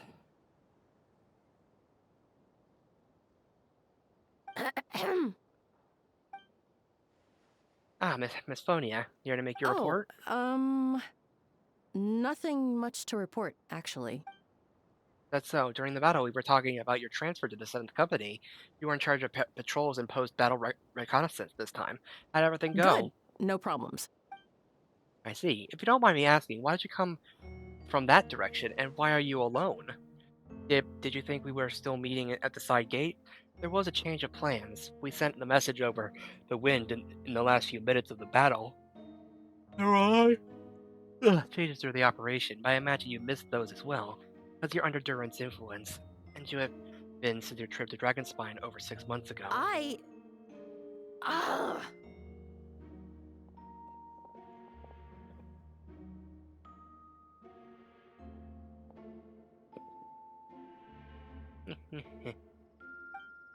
Don't move.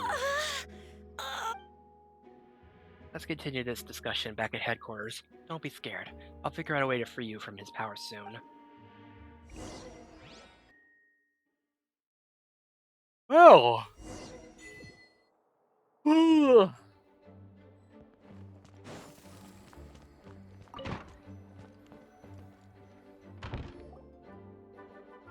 Alright, the others are looking after Phonia. Please tell me you can help her. I can, as long as the rest of the operation goes well. Wait, the operation isn't over. What do we do now? What happens next is more of a personal project. I've consulted Venti about the possibility of calling a tripartite conference. Ah yes, that's a relatively new tradition. Grandmaster Varga came up with the idea a few years ago. I still remember when he approached me about asking the lovely ladies of Hexenzirkel for a small favor. The chumminess caught me off guard. If I had known any different, I had thought he was talking about his older sisters or something. Older sisters? Is Varka really young or something? I wouldn't exactly call him young, but he's not old either. He's the type to crack a joke at every opportunity, so whatever age that is. Indeed.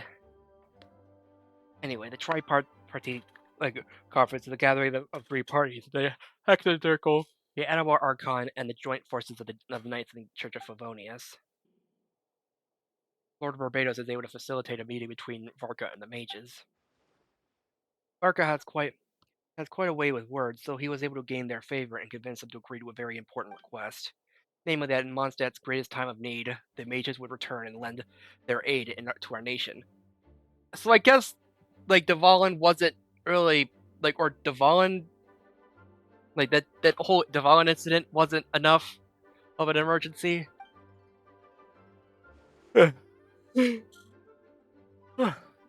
yes, and I have a request of my own, so I need a conference to convene once again. Venti, if you would. Of course, Traveler, pass me the Dodo communication device. Huh?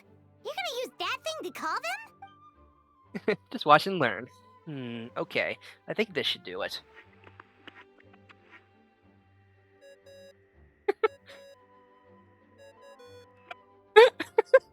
What's that ringing? Is it the wind or something? Hold on, that's not the right voice. Wait. Barbados? Varka? Wait, that's Varka? Grandmaster. Oops, I put in the wrong number. Sorry, Varka, you're probably busy right now. Considering I'm surrounded on both sides with a group on my tail looking to turn me into mincemeat, yeah, I'd say so. Ah, yes. Well, have fun with that. We can talk some other time. What the? All right, pass along my regards. Oh, and I still owe you for those drinks, don't I? Just take it from my stash. I keep it in...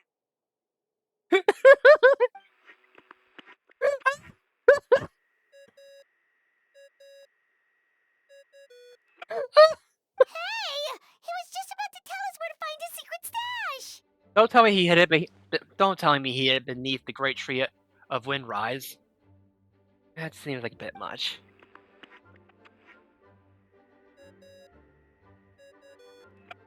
Hello? Who is this? Eh? Greetings, Miss Alice. It's Venti. Venti? Nope, it doesn't ring a bell. You're really gonna tease me like this? Fine. It's Barbados. Apologies, just a bit of fun. What can I do for you, dear Barbados? You still remember the tripartite conference, right? I'm calling on behalf of a friend. He's asking for a meeting. Oh? And which brave soul is it this time? It's me, Aunt Alice. Albedo, captain of the Knights of Favonia's investigation team, requests a formal meeting with the Hexen Circle. And what is your wish, dear Albedo? I want to accomplish something unprecedented. How unprecedented? Something even your mother Rhine-daughter never accomplished? In terms of technique, no, but in terms of location and materials, yes. Okay, that makes no sense. You've piqued my interest. I'll be right there. Wait, what? Be right where? Here, as in this office? Hello again, everyone. Dang it! I was really hoping!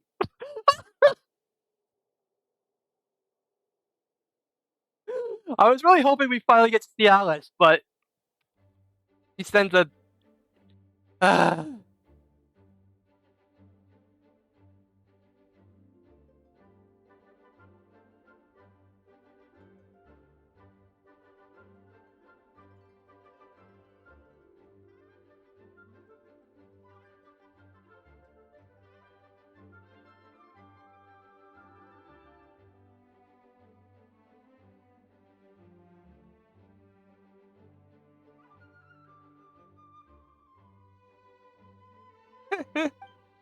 Hello, Aunt Alice. I see you've turned yourself into a giant Dodoco.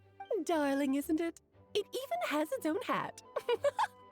Wow, the attention to detail. Pleasure to see you all again. It's been a while.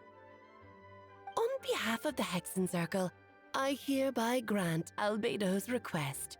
I'm guessing you still need to prepare? Take your time. Just come find me at the long table when you're ready. Aw, that's nice of you. I suppose it's just my nature, darling. Thank you, Aunt Alice. Before we set out, there's someone you need to meet. Head to my office. He's waiting for you there.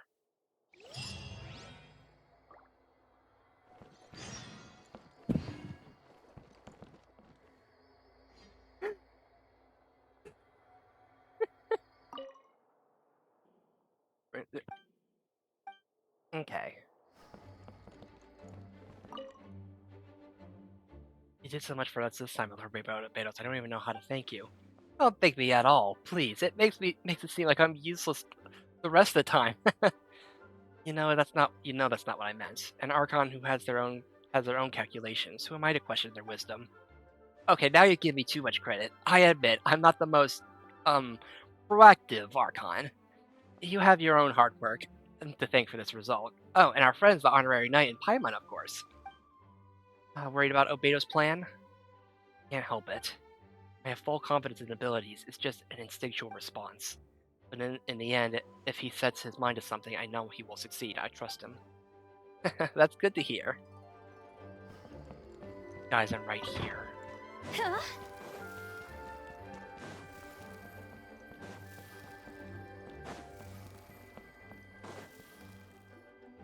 Hey, have you ever wondered why Albedo always keeps his office closed? Paimon bets there's a secret snack stash hidden around here somewhere.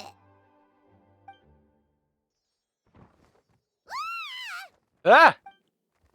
The Mini Durin? Mini Durin?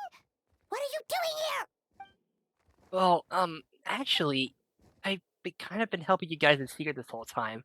I tried tapping Paimon on the shoulder during the battle, but you fluttered away too fast. You were there? Yeah, I have been at Mondstadt for a few days now, but I've kept myself out of sight. I thought people might be scared of me. Oh, don't worry. We aren't scared of you. Thanks. So, what brings you here? Oh, is it Windbloom? There are a ton of fun games this time of year. I did sneak off to the festival for a bit, even though I couldn't play the games because of all the people. I still had a lot of fun. Where's Hat Guy? But that's not why I'm here. Albedo and I have made a promise to accomplish something great together. What do you mean?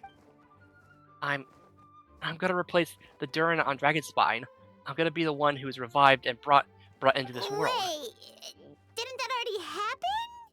You left the storybook world, and now you're here. Yeah. Sorry, I should be more specific. Albedo said he could use alchemy to turn me into a human. What? Huh? Human transmutation, so you're Albedo's intended subject. Yeah, he's been working on it for a long time. And that's what you want, Mini Durin? To become human? I don't know if want is the right word. I don't even know if there's a right answer in a situation like this. But I do know this. I have just as much of a right to this name. I don't want to lose to the other Durin. I know, Albedo talked to me about that. He said that Durin on Dragonspine is a lot more aggressive and primitive, almost like a beast. But Mom created me in a storybook. The pure parts of me can balance out the evil parts of him. If I'm honest, I don't know what that will look like. If I can still be me once I become one with that part of him. Maybe without a complete soul, there never was really a me to begin with. Albedo said these kinds of questions are normal. We're all just trying to figure out who we are. But I'm not afraid of change. I want my life to have meanings, and suppressing an evil dragon becoming human both sound pretty meaningful to me. So don't worry, no one is forcing me to make this choice. Well, turning you into a human sounds like a huge project. No wonder Albedo wants to get the mage's approval. Yeah, I'm really grateful to him. We're kind of in the same boat, you know. Albedo told me that he is the cryptans synthetic human, and if this works, I'll be one too. We will be the only two of our kind in this whole world. Alchemical creations allowed to live in a human form. If all living things are grouped together by species, and there's only one other person like me in the world, I guess that makes us family. Definitely. You've just gotta trust one another. Actually, while we're on the subject, does your friend Hat Guy know about this? Yeah, where's Hat Guy? Yeah, I told him I was coming here to fulfill this duty. He didn't try to stop me. He just told me to get a move on then. He didn't say it outright, but I think he supports my decision. Maybe even thinks it's a good idea to go through with this. I'm a little scared, of course, but excited too. Anyway, I'm really glad I got to talk to you at a time like this. I feel a lot better now, so thanks. Man, that storybook event was really something. I still remember that one event that was like that whole voiced event with Kirara that was just hilarious.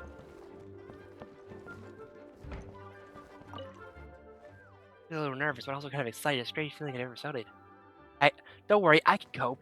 I just gotta do my best to stay in a good frame of mind so Albedo's plan could succeed.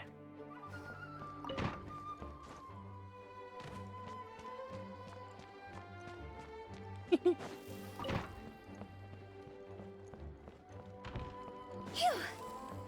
Go!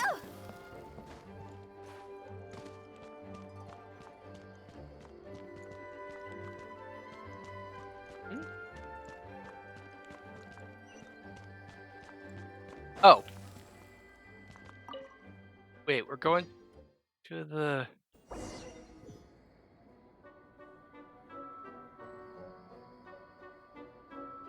Oh.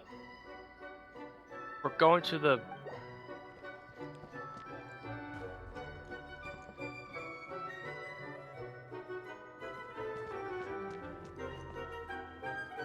Heal and Cryo?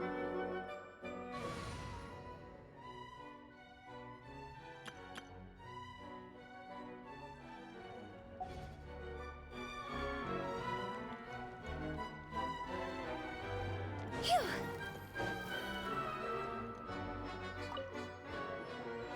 Welcome, one and all. Please sit wherever you like. So no unspoken rules to be aware of? Crash Pow! I don't want to unwittingly park myself down on some important lady's chair. I highly doubt anyone's going to mind where you sit, Lord Barbados. But thank you for being so considerate. Jean didn't fancy tagging along?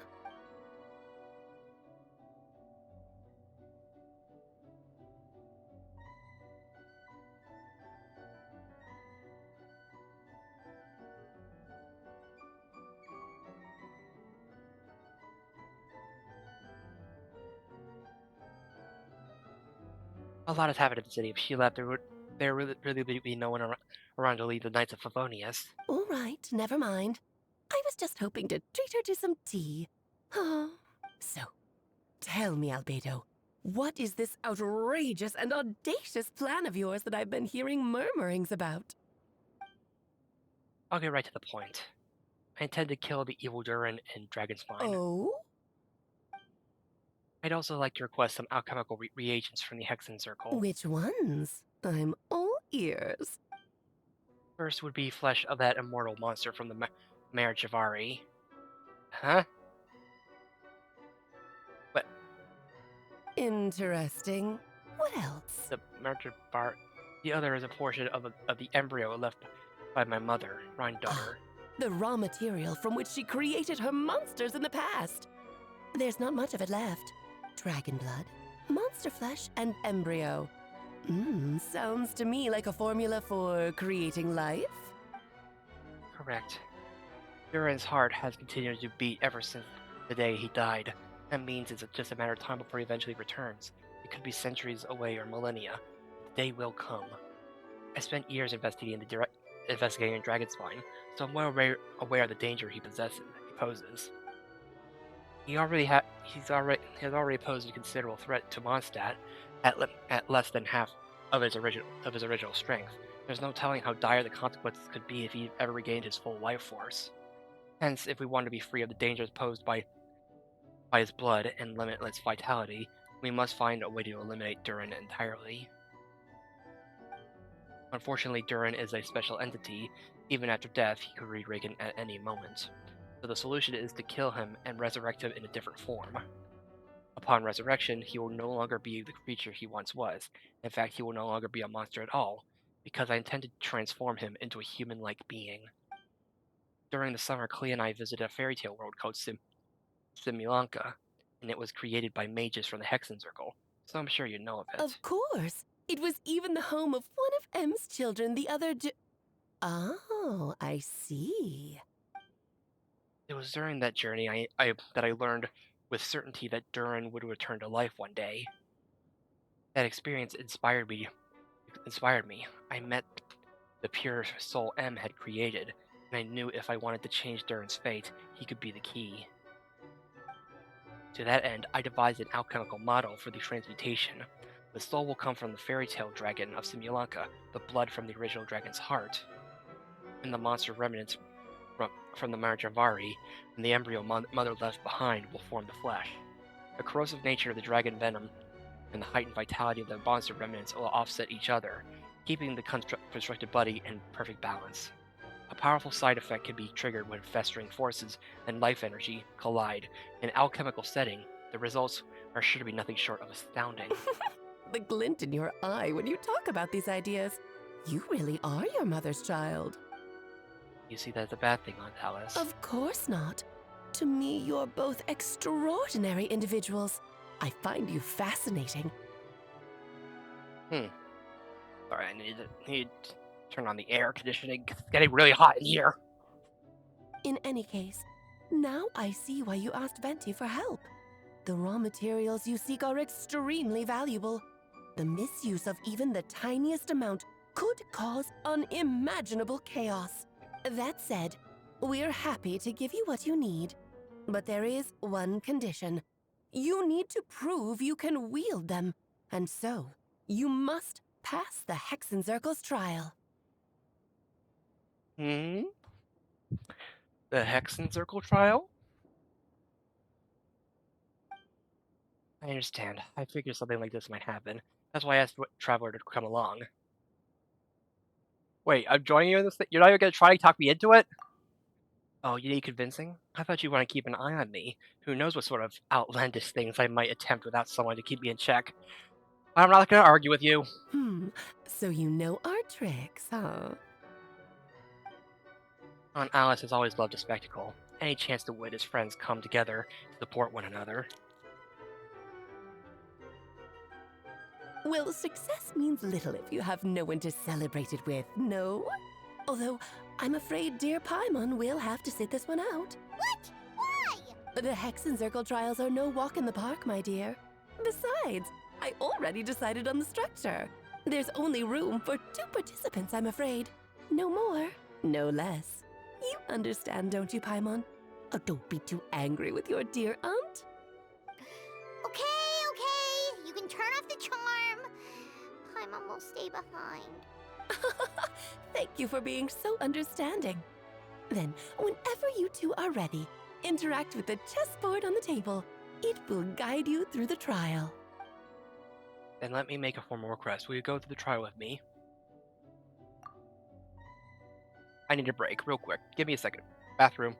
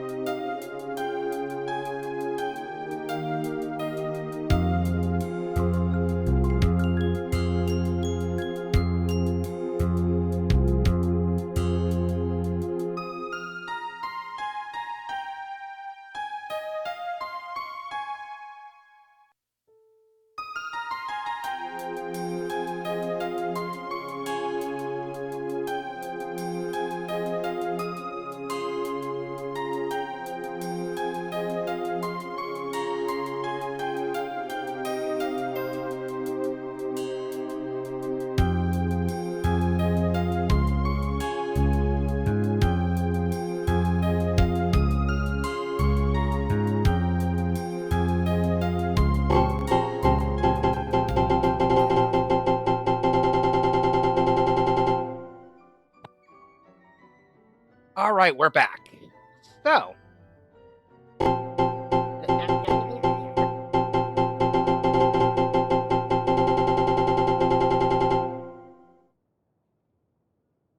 okay, let's go. Are you ready? Then, my dear children, get ready for a taste of the Dodo King's magic. Oh boy. Ah! Uh, uh.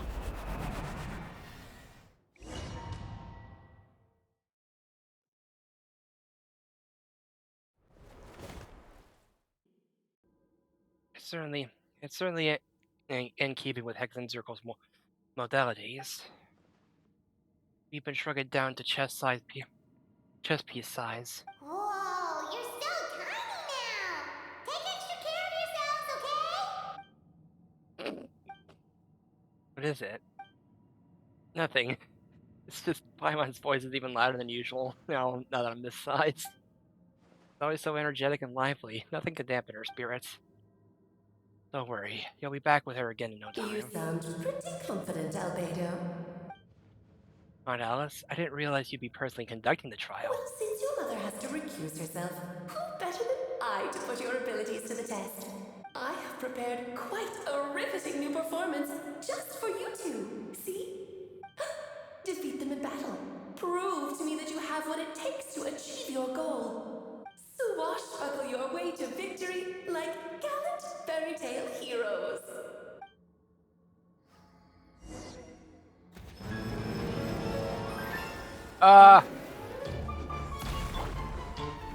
Solidify! The frick is this? Gotcha. Here comes the catch. Witness my great undertaking.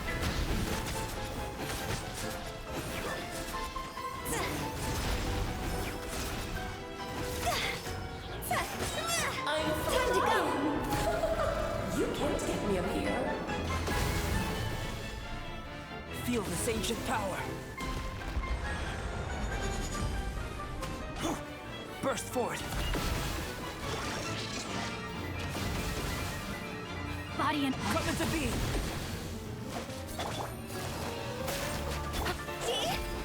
Witness my great undertaking.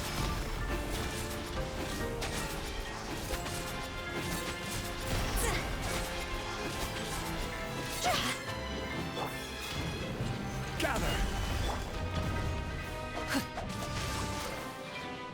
Rank. Feel this ancient power. From silver.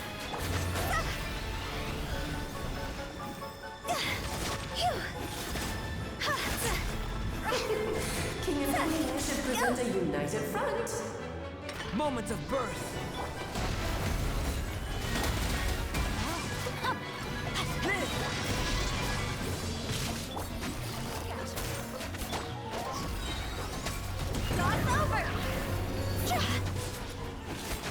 Let's have a Moment of birth.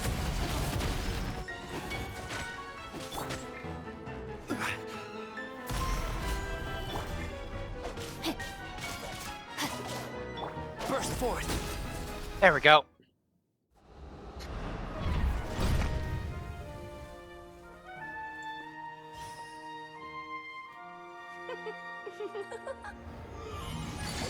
Ugh, it had to be this form? A toy really doesn't suit me. Someone doesn't seem like Alice. Well done. But this isn't over. I will now preside over the second trial. Wait, is this Moda's? Stare straight ahead, and you will see things as they appear. It's the old hag! Change your perspective, and you will see them as they are. Ah!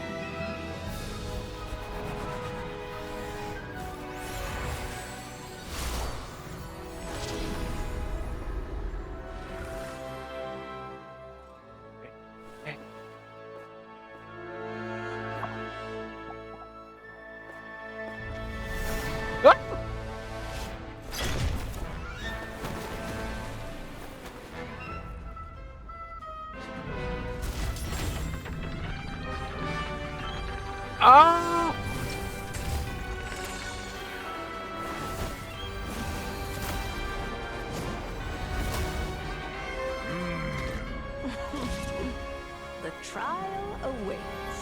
What the frick?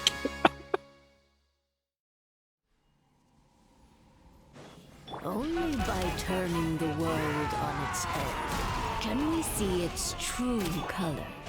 So, it begs the question, what do you see on the other side of this chessboard?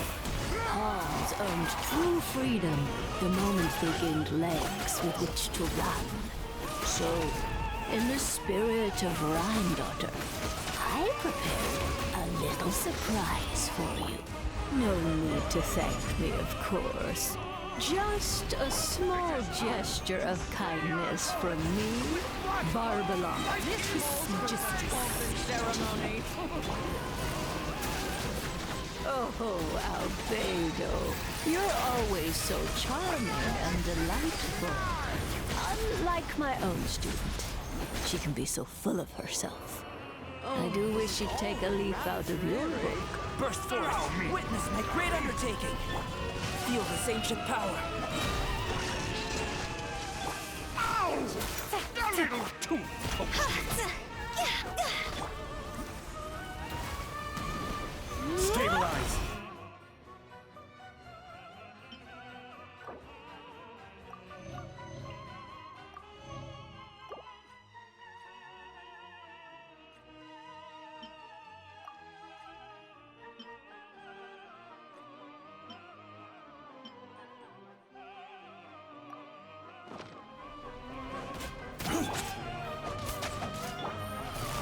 Witness my great undertaking!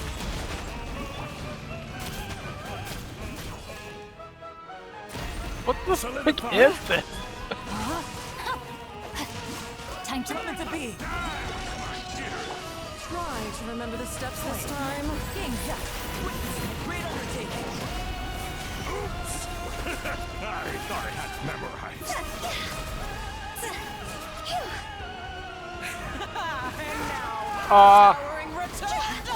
This is order. Stabilize. Witness my great undertaking! Really wish I brought. Really wish I brought a. Tidal chorus sings for you! Really wish I brought. Feel this ancient power! Live!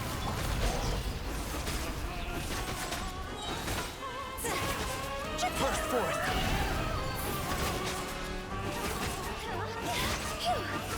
Witness my great undertaking! Rather dreary. Allow me, darling. Rain outlines your fate. Witness the power. Gotcha. A little too toasty. The curtain call has arrived. Feel this ancient power! Okay. Here we go.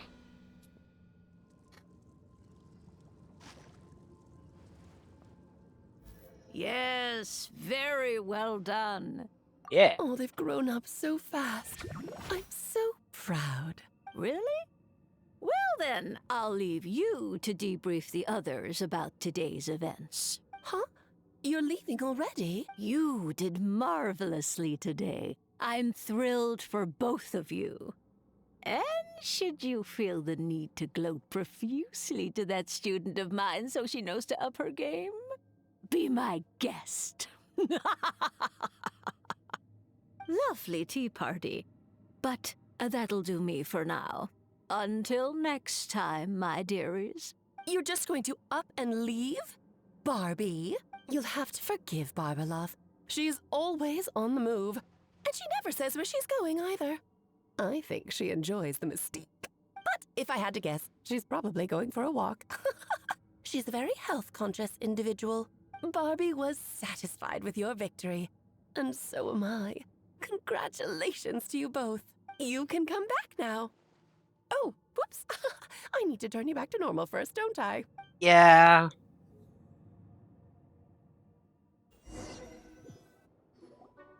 You're finally back! Great job! You made it all look so easy! Huh.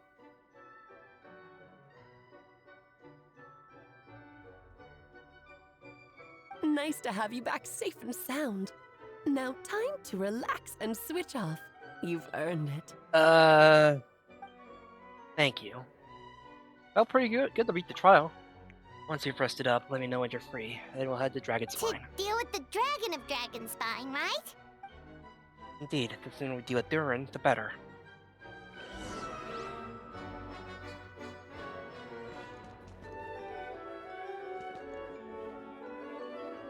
Wait, where's Barbados? Wait, where did Venti go?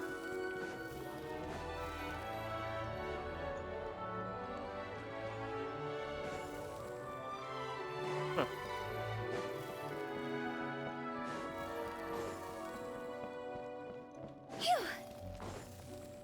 Seriously, where did Venti go? I guess he just left.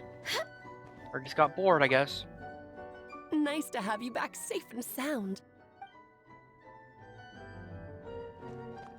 Okay, time to head to Dragon's Spine.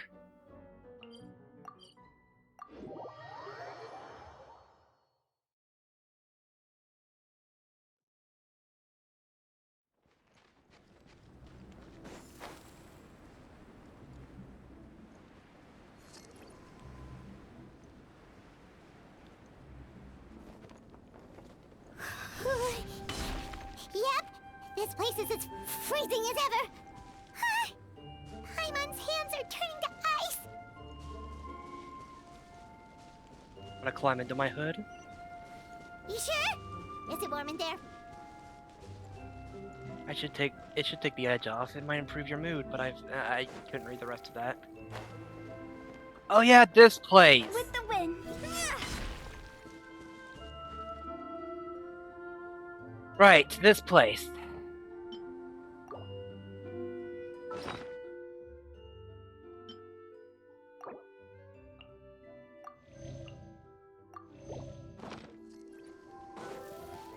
Huh?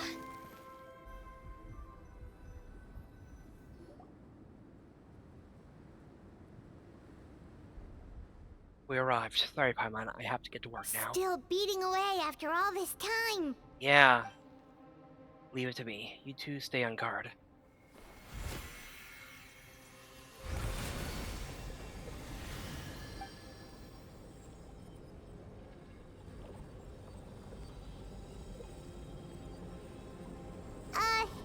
May Paimon ask a question? Who is Durin to you? Do you think of him as one of your kind? And is he a dragon, person, animal, or monster? From an alchemical perspective, we're both artificial creations. But biologically speaking, we have no relation whatsoever. So to say we are kin would be categorically incorrect. Sounds like you prefer humans to dragons then. It's not so much a matter of preference. Rather, as things stand, I would say I belong to a class of human, albeit a unique category thereof. But then again, most forms of life in this world possess some unique traits. I am perhaps the most unique among humans, in that I am the only one of my kind. But soon there will be another just like me, assuming this alchemical project proves successful. I believe Mini Durin already told you of his intent to replace the Durin of Dragonspine after my conversation with him. He also expressed a strong interest in becoming human. It's a fascinating prospect, not to mention an extremely challenging one. I understand why he came to that decision. You see this as an act of creation? Well, understood in the broadest sense, this project deals with both the past and future. It stands to profoundly impact many lives. That primarily is what makes it worthwhile. Helping Mini Durin become who he wants to be is a secondary consideration, though still a meaningful one. By contrast, my personal motivations are nothing so grand and meaningful. I'm just pursuing something I believe in. In my view, to cultivate life which the world cannot generate, and endogenously is to cultivate the world itself. Whatever aids life in attaining a greater level of perfection improves the world by doing so. It's not a question of whether this ought to be done or not, merely whether I wish to. The alchemical enterprise is concerned with deciphering and comprehending all forms of knowledge. That is the path I walk. Of course, it's not to say that this is just a science experiment to me. Anything that affects Mondstadt, I approach first and foremost as a member of the Knights of Favonius. Does that answer your question satisfactorily? Well enough, thank you.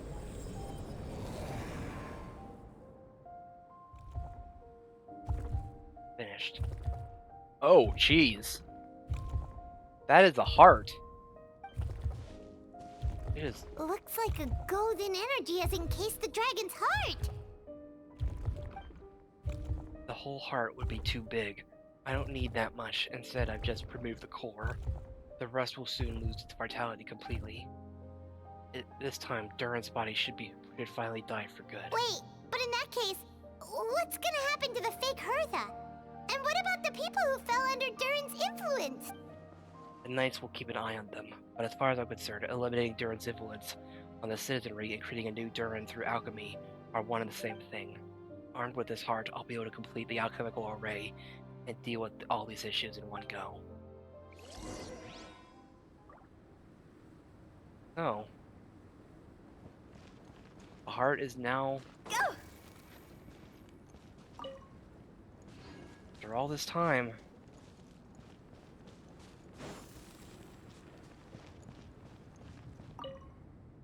As a rock that once looked like a heart has lost its power, it descended into a solemn silence. I won't be able to absorb any vitality like this. Let's just go back and report to Orban. What?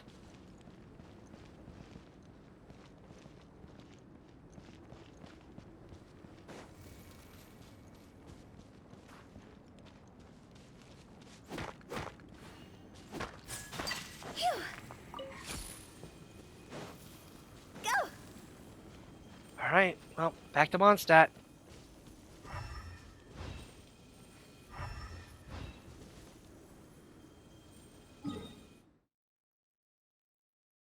Back to Mondstadt we go.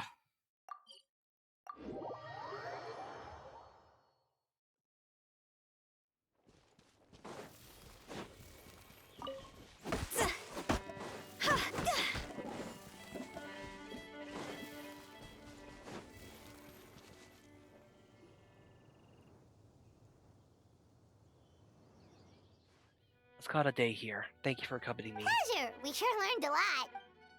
Mondstadt's a lively place during the Windbloom Festival. You take a look around and pick out some nice souvenirs for yourselves. Oh yeah, the festival! Wonder who the Windbloom star is gonna be this time. Well, we've been too busy dealing with this situation the entire time. Who else would be free to work during the Windbloom Festival? I'm sure we'll find out on the day of.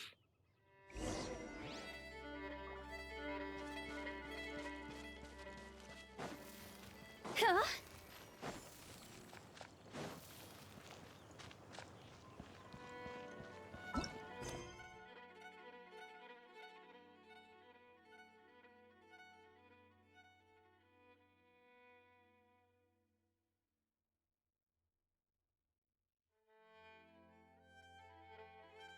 Oh boy, it's been almost 4 hours, or been 3.5 hours.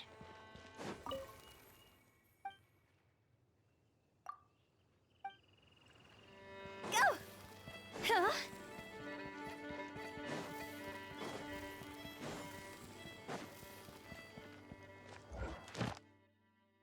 Well.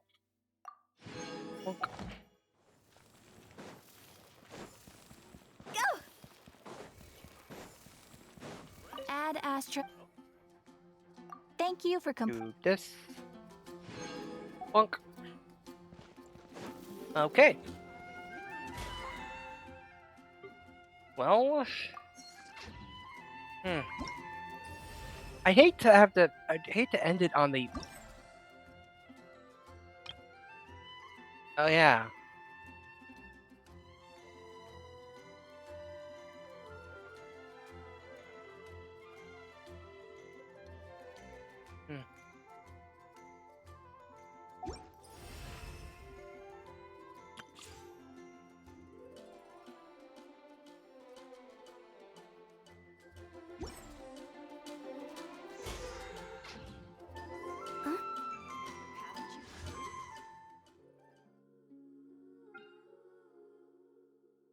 Oh, why don't we do a... Oh, now actually...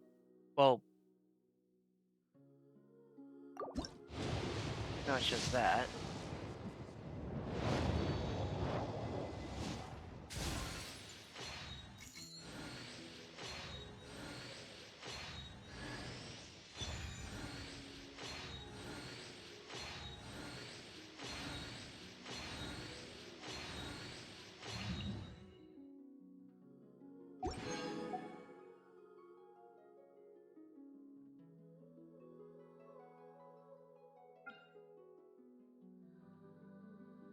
Hmm.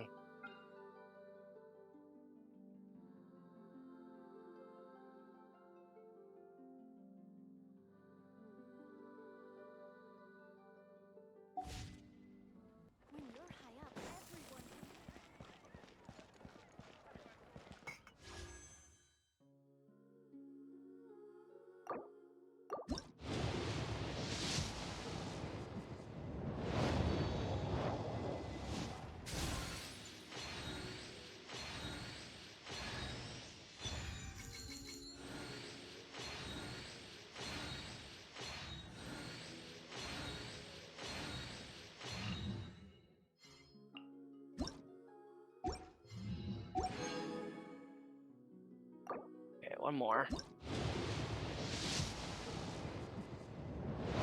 Okay.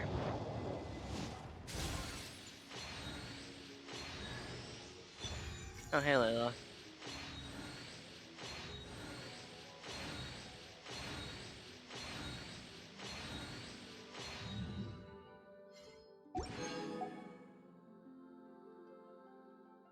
Okay.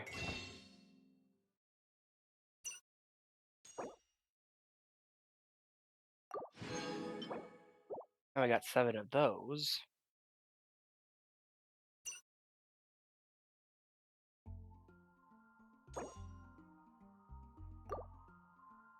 Oh, yeah, yeah. Die.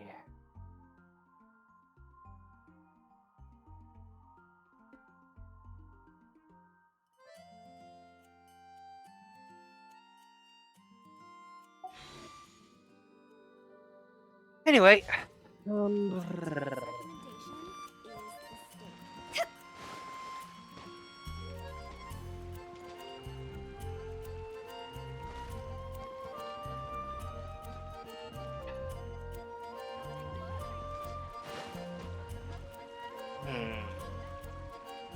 don't know how much longer I've been, like how much longer I got, but well, okay. I don't know how much longer this, like this one, like this story mission is gonna be, so I think I'm just gonna play it safe and call it here for tonight. And a radish veggie soup.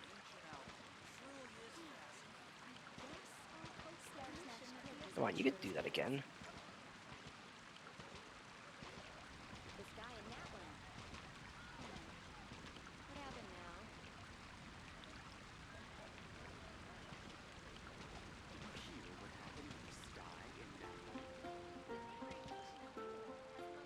Okay, whatever. Whatever.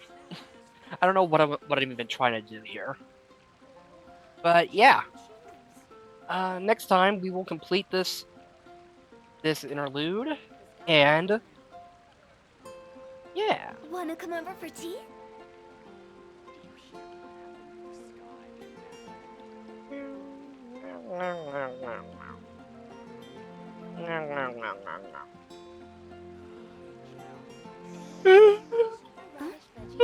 Plus, I'm gay sleepy, so not the best streamy brain.